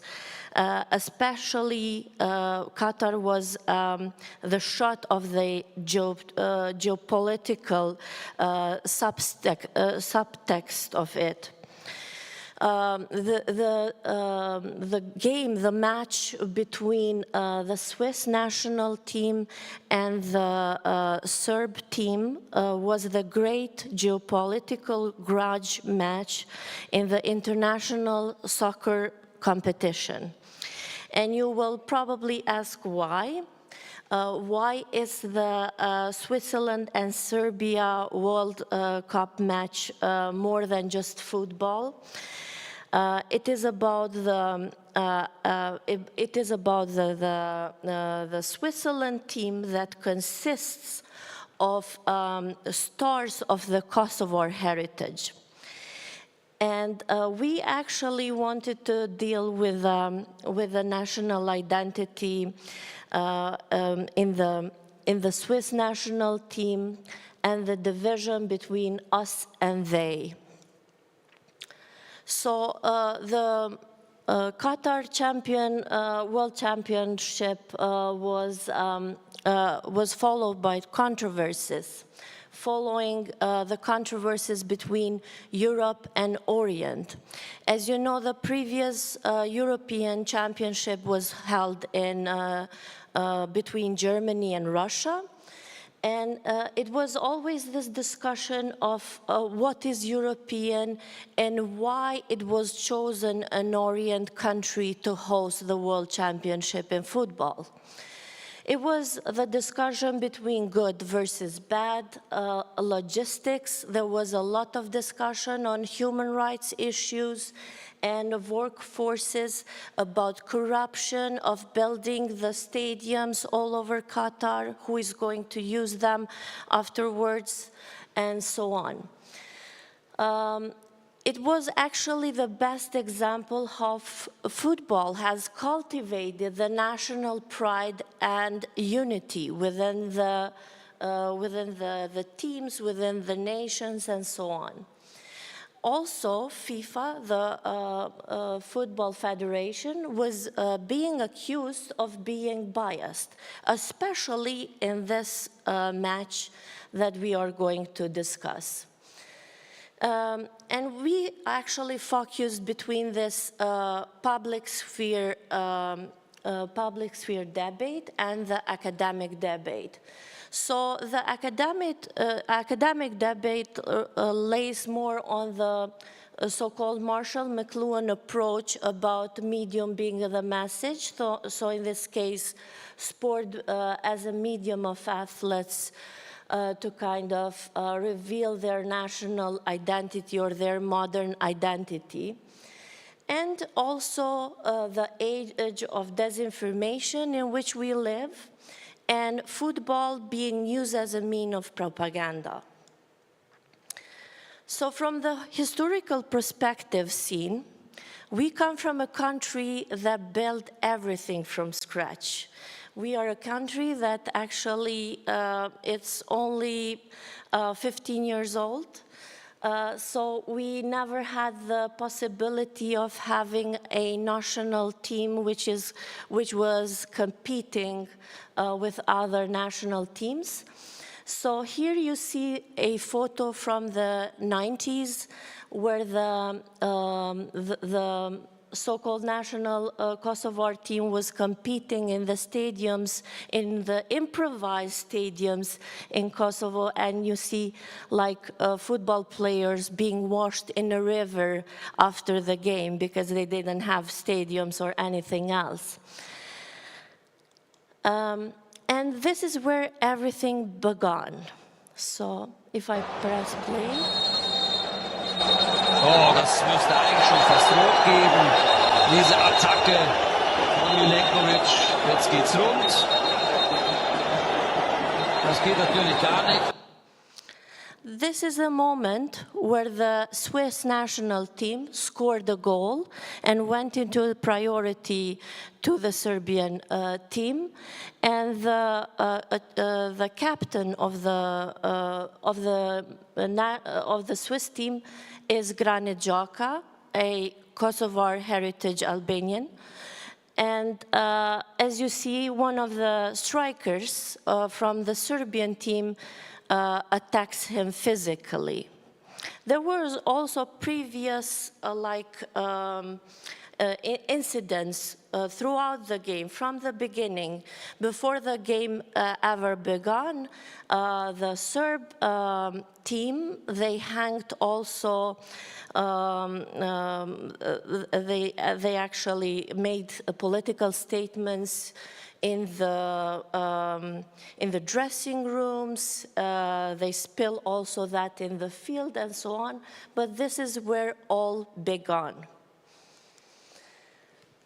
So Jita will join me to the floor. Hi, everybody. So, and now you're thinking that how come that we are coming from the Western Balkans? What we do have to share to the other part of the Europe, and we do have some similarities, and that was the reason also to come in this conference. So we wanted to see how was the ethnicity framed in the media and in these three countries, meaning that after the game was shown, broadcasted, we want to see how Swiss media, how Kosovar media, and how Serbian media framed the question of ethnicity. And just to remind again, in the national team of Switzerland, 4 of the players are of Kosovar origin. There were even more, actually. Most of the Swiss national team consists throughout the years from the Kosovar players. And the second question that we would like to answer is that how these players are portrayed given their national state differences, and how, and actually this would include also sort of the why, is football used to divide the us and they? Why is this question of football bringing the question of division? Just another remark. Here, just the other week, there was a game between Switzerland and Albania, I think? Yes. Yeah, and between Albania and the captain of the team, Grane Đoka, he actually played for the 120th game. So it was the first score reached at the Swiss national team ever throughout the history, because only Messi and Ronaldo and such people actually scored so much. Thank you. And how we're going to conduct this research is that we rely on the concept of imagined communities, and we rely on the concept of constitutional patriotism of Habermas, the inclusion of the other. Are they really representing what the Swiss are required to be represented, although they have the multiple identities question? After we gather the data that I mentioned in these 3 different media, we would like to deconstruct these statements by the media and the access to the media to see how these identities are reproduced, constructed, deconstructed, dismantled, and as well as what strategies have been used to create this division, or when they say us, who are us, and when they say they, although we think that there is not such a strict demarcation between this discussion. And we are aware that there will be many questions that would, or points that would pop up, not only into the question of populism, but to the question of power and force, and we'll try to give some of the historical context also to understand why these questions are taking place. For example, each of the country has its specifics when it comes to the construction of their national identity. Professor Esharemzi, as she already mentioned, the question of Kosovo being a state that has to construct everything from the scratch. and having players and being accepted in FIFA quite late, so 2016, whereas trying to fit in this crossroad of identities, being Albanian and being Kosovar, being part of the EU and dealing all the multiple dichotomies on this debate. On the other hand, Serbia, the question of the elimination towards Kosovo is important because the two countries have not solved the dispute between each other, and furthermore, Serbia considers Kosovo a very important construction part on their identity. So, and this would reflect also the discussion about the football, whereas Swiss is a country that construct the identities into a multiculturalism. Efficiency is one of them, resistance, tradition, and so on and so forth. Just let me, please, and then please. So, and one of the dichotomies that they are appearing to us is this, us and they, the Swissness, so are they Swiss or they're not Swiss, or are they the others? Who are the strongest? Are the Serbs who attacked the player, or are they weakest? So sort of the manhood macho discussion. Are they Western or non-Western? Is this acceptable for or non-acceptable such behavior? And you will see, and this will part, you can join some of the media at the night of the game. They were mentioning. So we said here local media, but local media we're also referring to the international media. Spiciest point of the championship, déjà vu, Serbia meets Switzerland, whereas German-speaking media saying provocation, going crazy, fair game, but with a lot of emotions, and totally fair, saying the mania grab, the fact that they were physically touching, the question of using the double eagle, and so on and so forth. So please. No, actually, what I wanted to emphasize is that our identity building, or let me say the promotion of Kosovo as a state, is based on the soft power. And this is our soft power that we have throughout the world. Probably you all know Dua Lipa, Rita Ora, and now you know Granit Xhaka and Xherdan Shaqiri, the stars that they play. And I mean, the reason of our like analysis was also that Serbian team, or Serbia in general, is using or seeking revenge against this rivalry through sports in this case. So the German-speaking media, as you say, provocation, going crazy, mania grab, double-headed eagle along shadow. There was another previous game back in 2018 during the European Championship that had a similar incident like this one. And then you have the Serbian media saying then Shaqiri and Xhaka finished representing Switzerland. Xhaka in dress of Yashari, celebrating the game against Serbia. This is the worst provocation we had from a terrorist that leaded Calais. Albanian-speaking media were saying that Serbs were furious. Shaqiri and Xhaka again with a fatal shot for Serbia. So one of our analysis is from the ideological level from Dimitrova and Rodriguez on semiotics of images.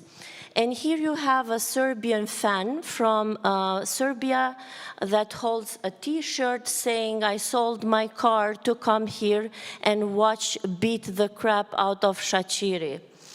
And the lost hashtag is saying, "Serbia is calling." One of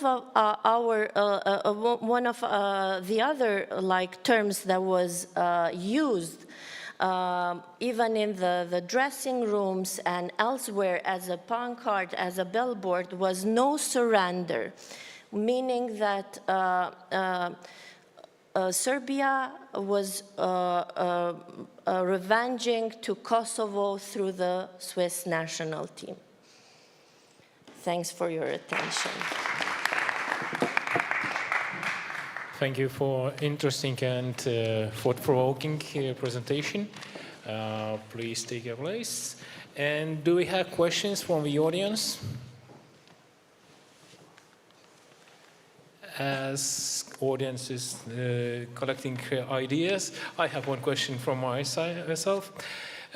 Keeping in mind your elections, sports events, in general, how much would you put the effort on the public and the politicians? Where would you see the responsibility division between the citizens, media, and politicians who are acting in public, or sportsmen, and as in your ways? Could you please elaborate? Yeah, would you like to start? No, it wasn't my topic. Just start, please. Okay. I think that, I do think that sports is really a means of politics. And of course, like politicians throughout the world, but also in Kosovo, they use like sports for their promotion, for the promotion of their country. But I think when it comes to the Kosovo-Serbia relation, we have still a frozen conflict. I mean, we are in an independent state. There are still incidents happening. We declared our independence in 2008.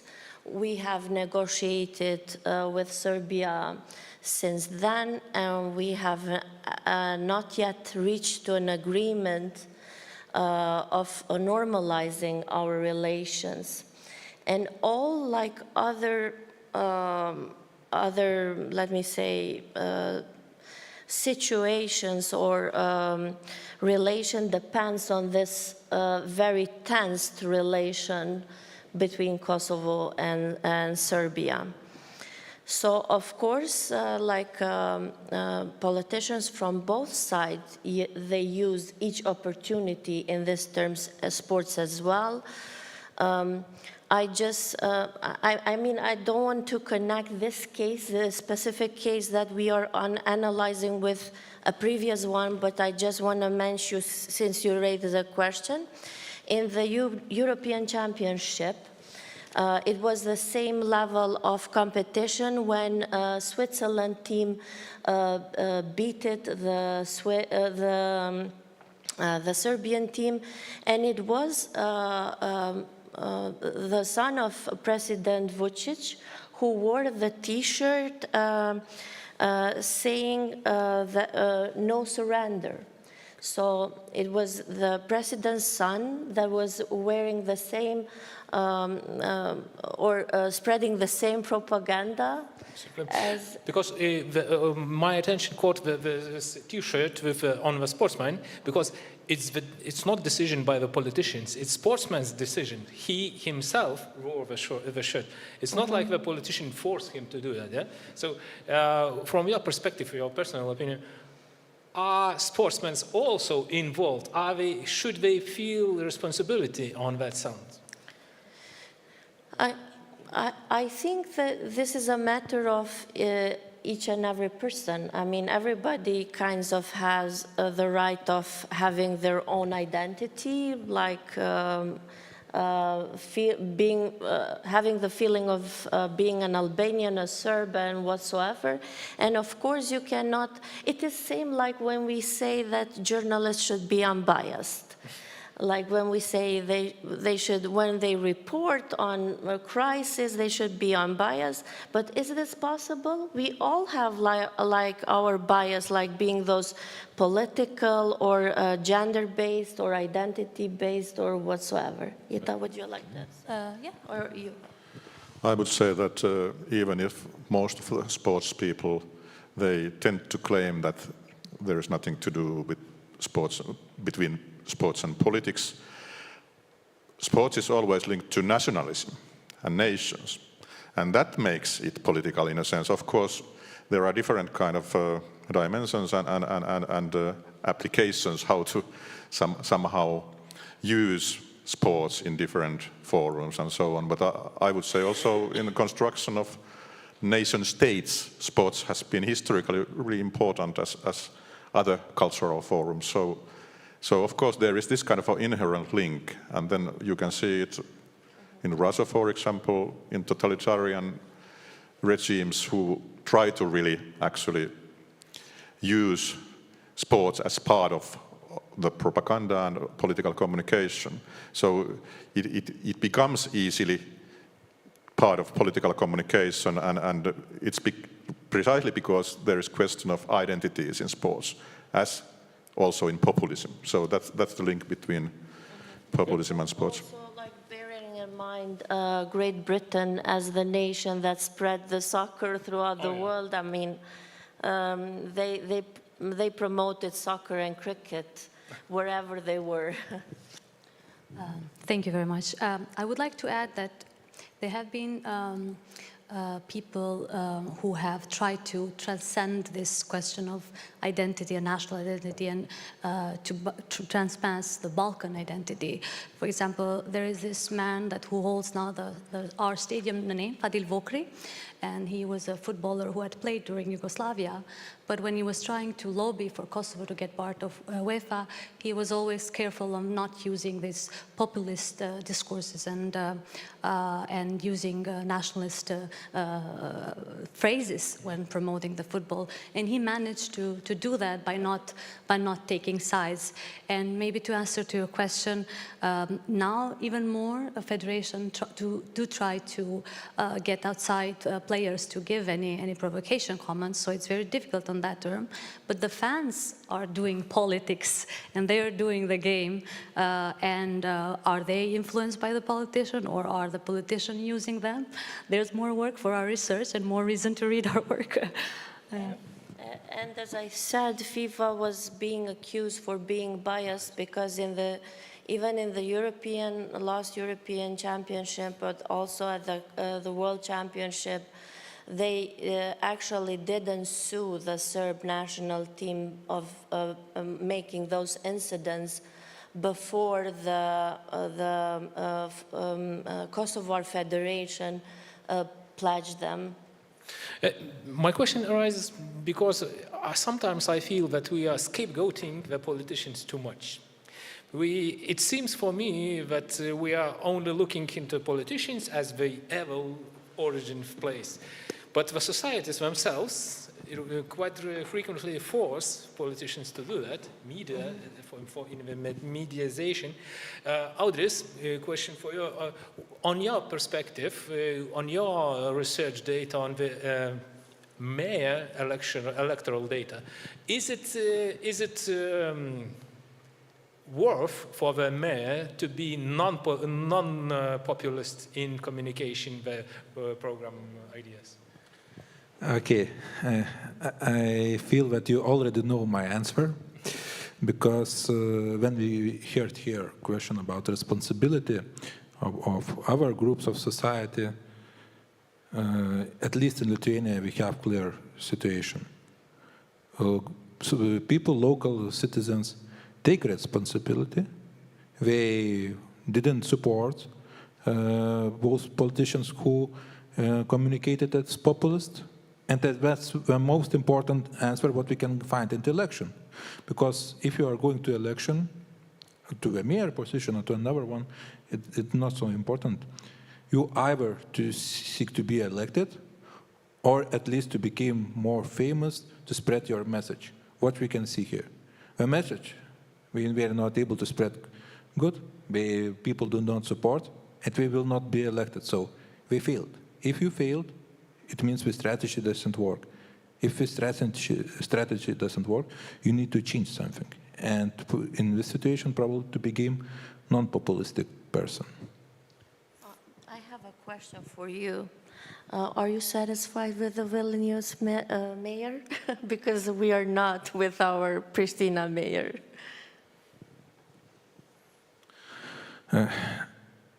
No, political correctness would say that, okay, we had elections just in March, it's not a lot of time, but all in all, it will be not a sincere answer, because before that person was vice mayor, he already held a position, and if we are looking at facts, what I would love to listen more, what I would love to identify, Vilnius is our capital. We have the biggest percentage of population. If you look at municipalities, the biggest one is Vilnius. If you look at the program of current mayor, he didn't claim anything about how we can prepare for threats from abroad. And in Vilnius, it's not very far from Belarus. Vilnius is a strategic point as capital. And if you look at his program, it was nothing about self-defense, about civil security, and that's also questions of municipalities. Municipalities also should take some kind of role in self-defense, and if this is not happening even in our capital, what should we expect from smaller municipalities, which, let's say, have less number of local leaders, less number of sophisticated person who able to see general context. And so I have some critique to current mayor, but I'm not completely against him. That's my sincere answer. Okay, thank you. And do we have... I see one question in the back.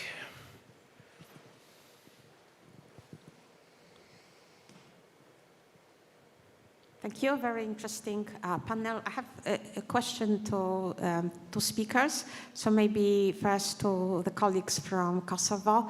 Do you hear me? Yes. Yes. We don't see you.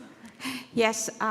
I wondered what is the discourse in Kosovo about these very successful, as you described them, heritage Kosovars. Is it, are they just a source of pride that they, went somewhere and achieved this success? I refer here both to sportsmen and musicians.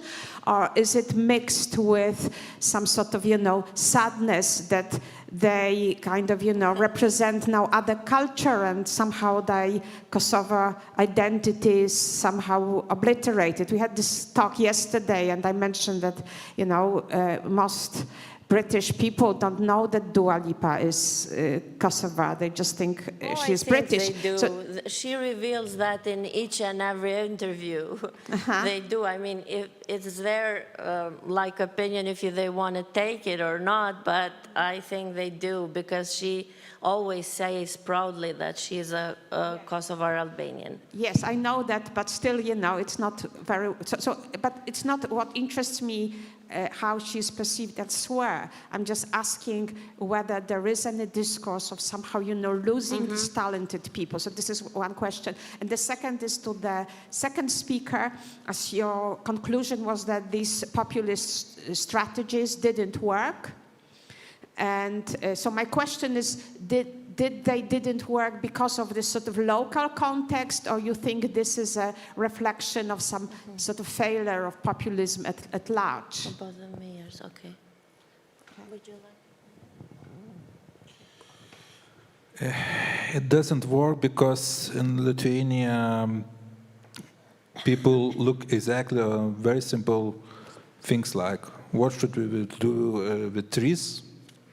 Could we cut it off or not? That is an important question at municipal level.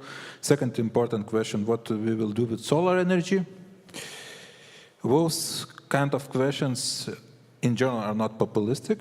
We are quite important, we are common, and in fact, when every person talks about it, your content of a program became less important, and what will happen next, became important is how well known is your name.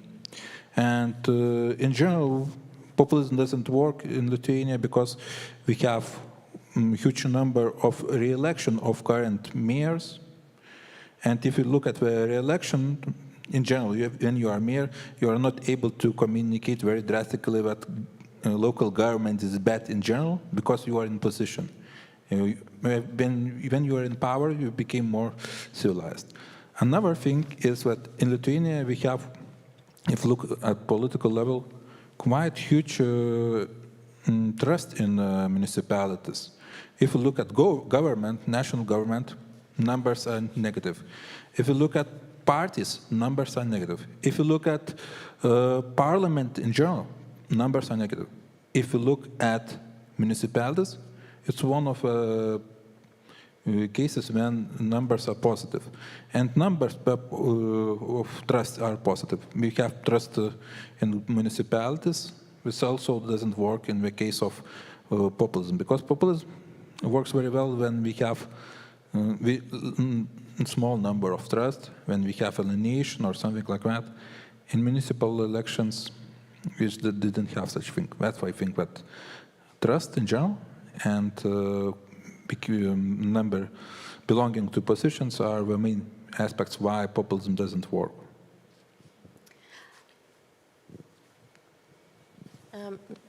As I previously mentioned, it's maybe, let me say, an advantage or a disadvantage of a small states that we actually try to promote us through soft power.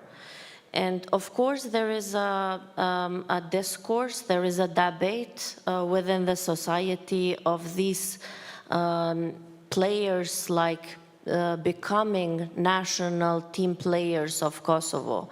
But I mean, these are like kids of our Kosovar Albanian diaspora. They are born and raised in Switzerland.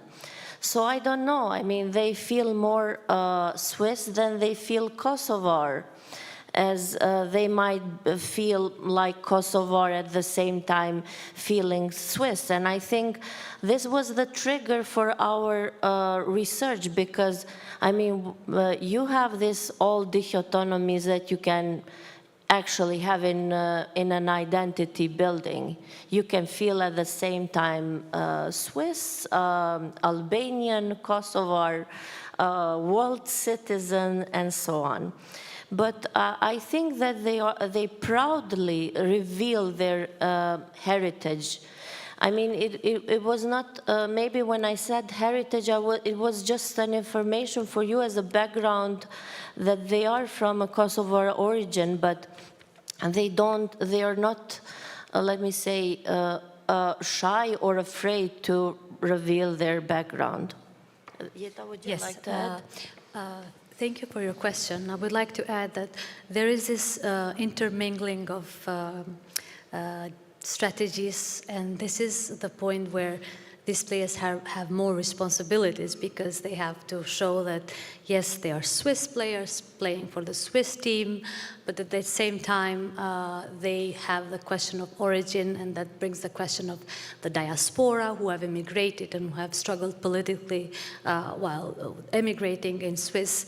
And the debate, the discourses around are, of course, mingled with emotions of pride and emotions of not shame, but they represent the football players who managed to succeed, like the players who managed to have good contracts, as opposed to players who would dream to have to be in their shoes. So there is a lot of discussion, but it depends by whom, it depends when. And when this game was happening between Serbia and Swiss, it was more of a combination of all.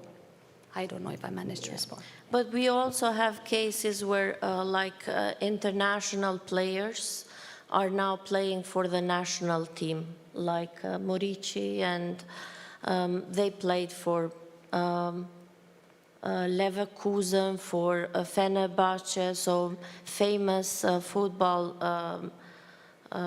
teams, and now they play for Kosovar team. Thank you all for your answers. I believe we will continue our discussion in the informal part, but our time is running out, and thank you all. I think we have another question. Questions, please, for that. Thank you for the moderation, and thank you for having the will to hear at us as the last presenters. Thank you.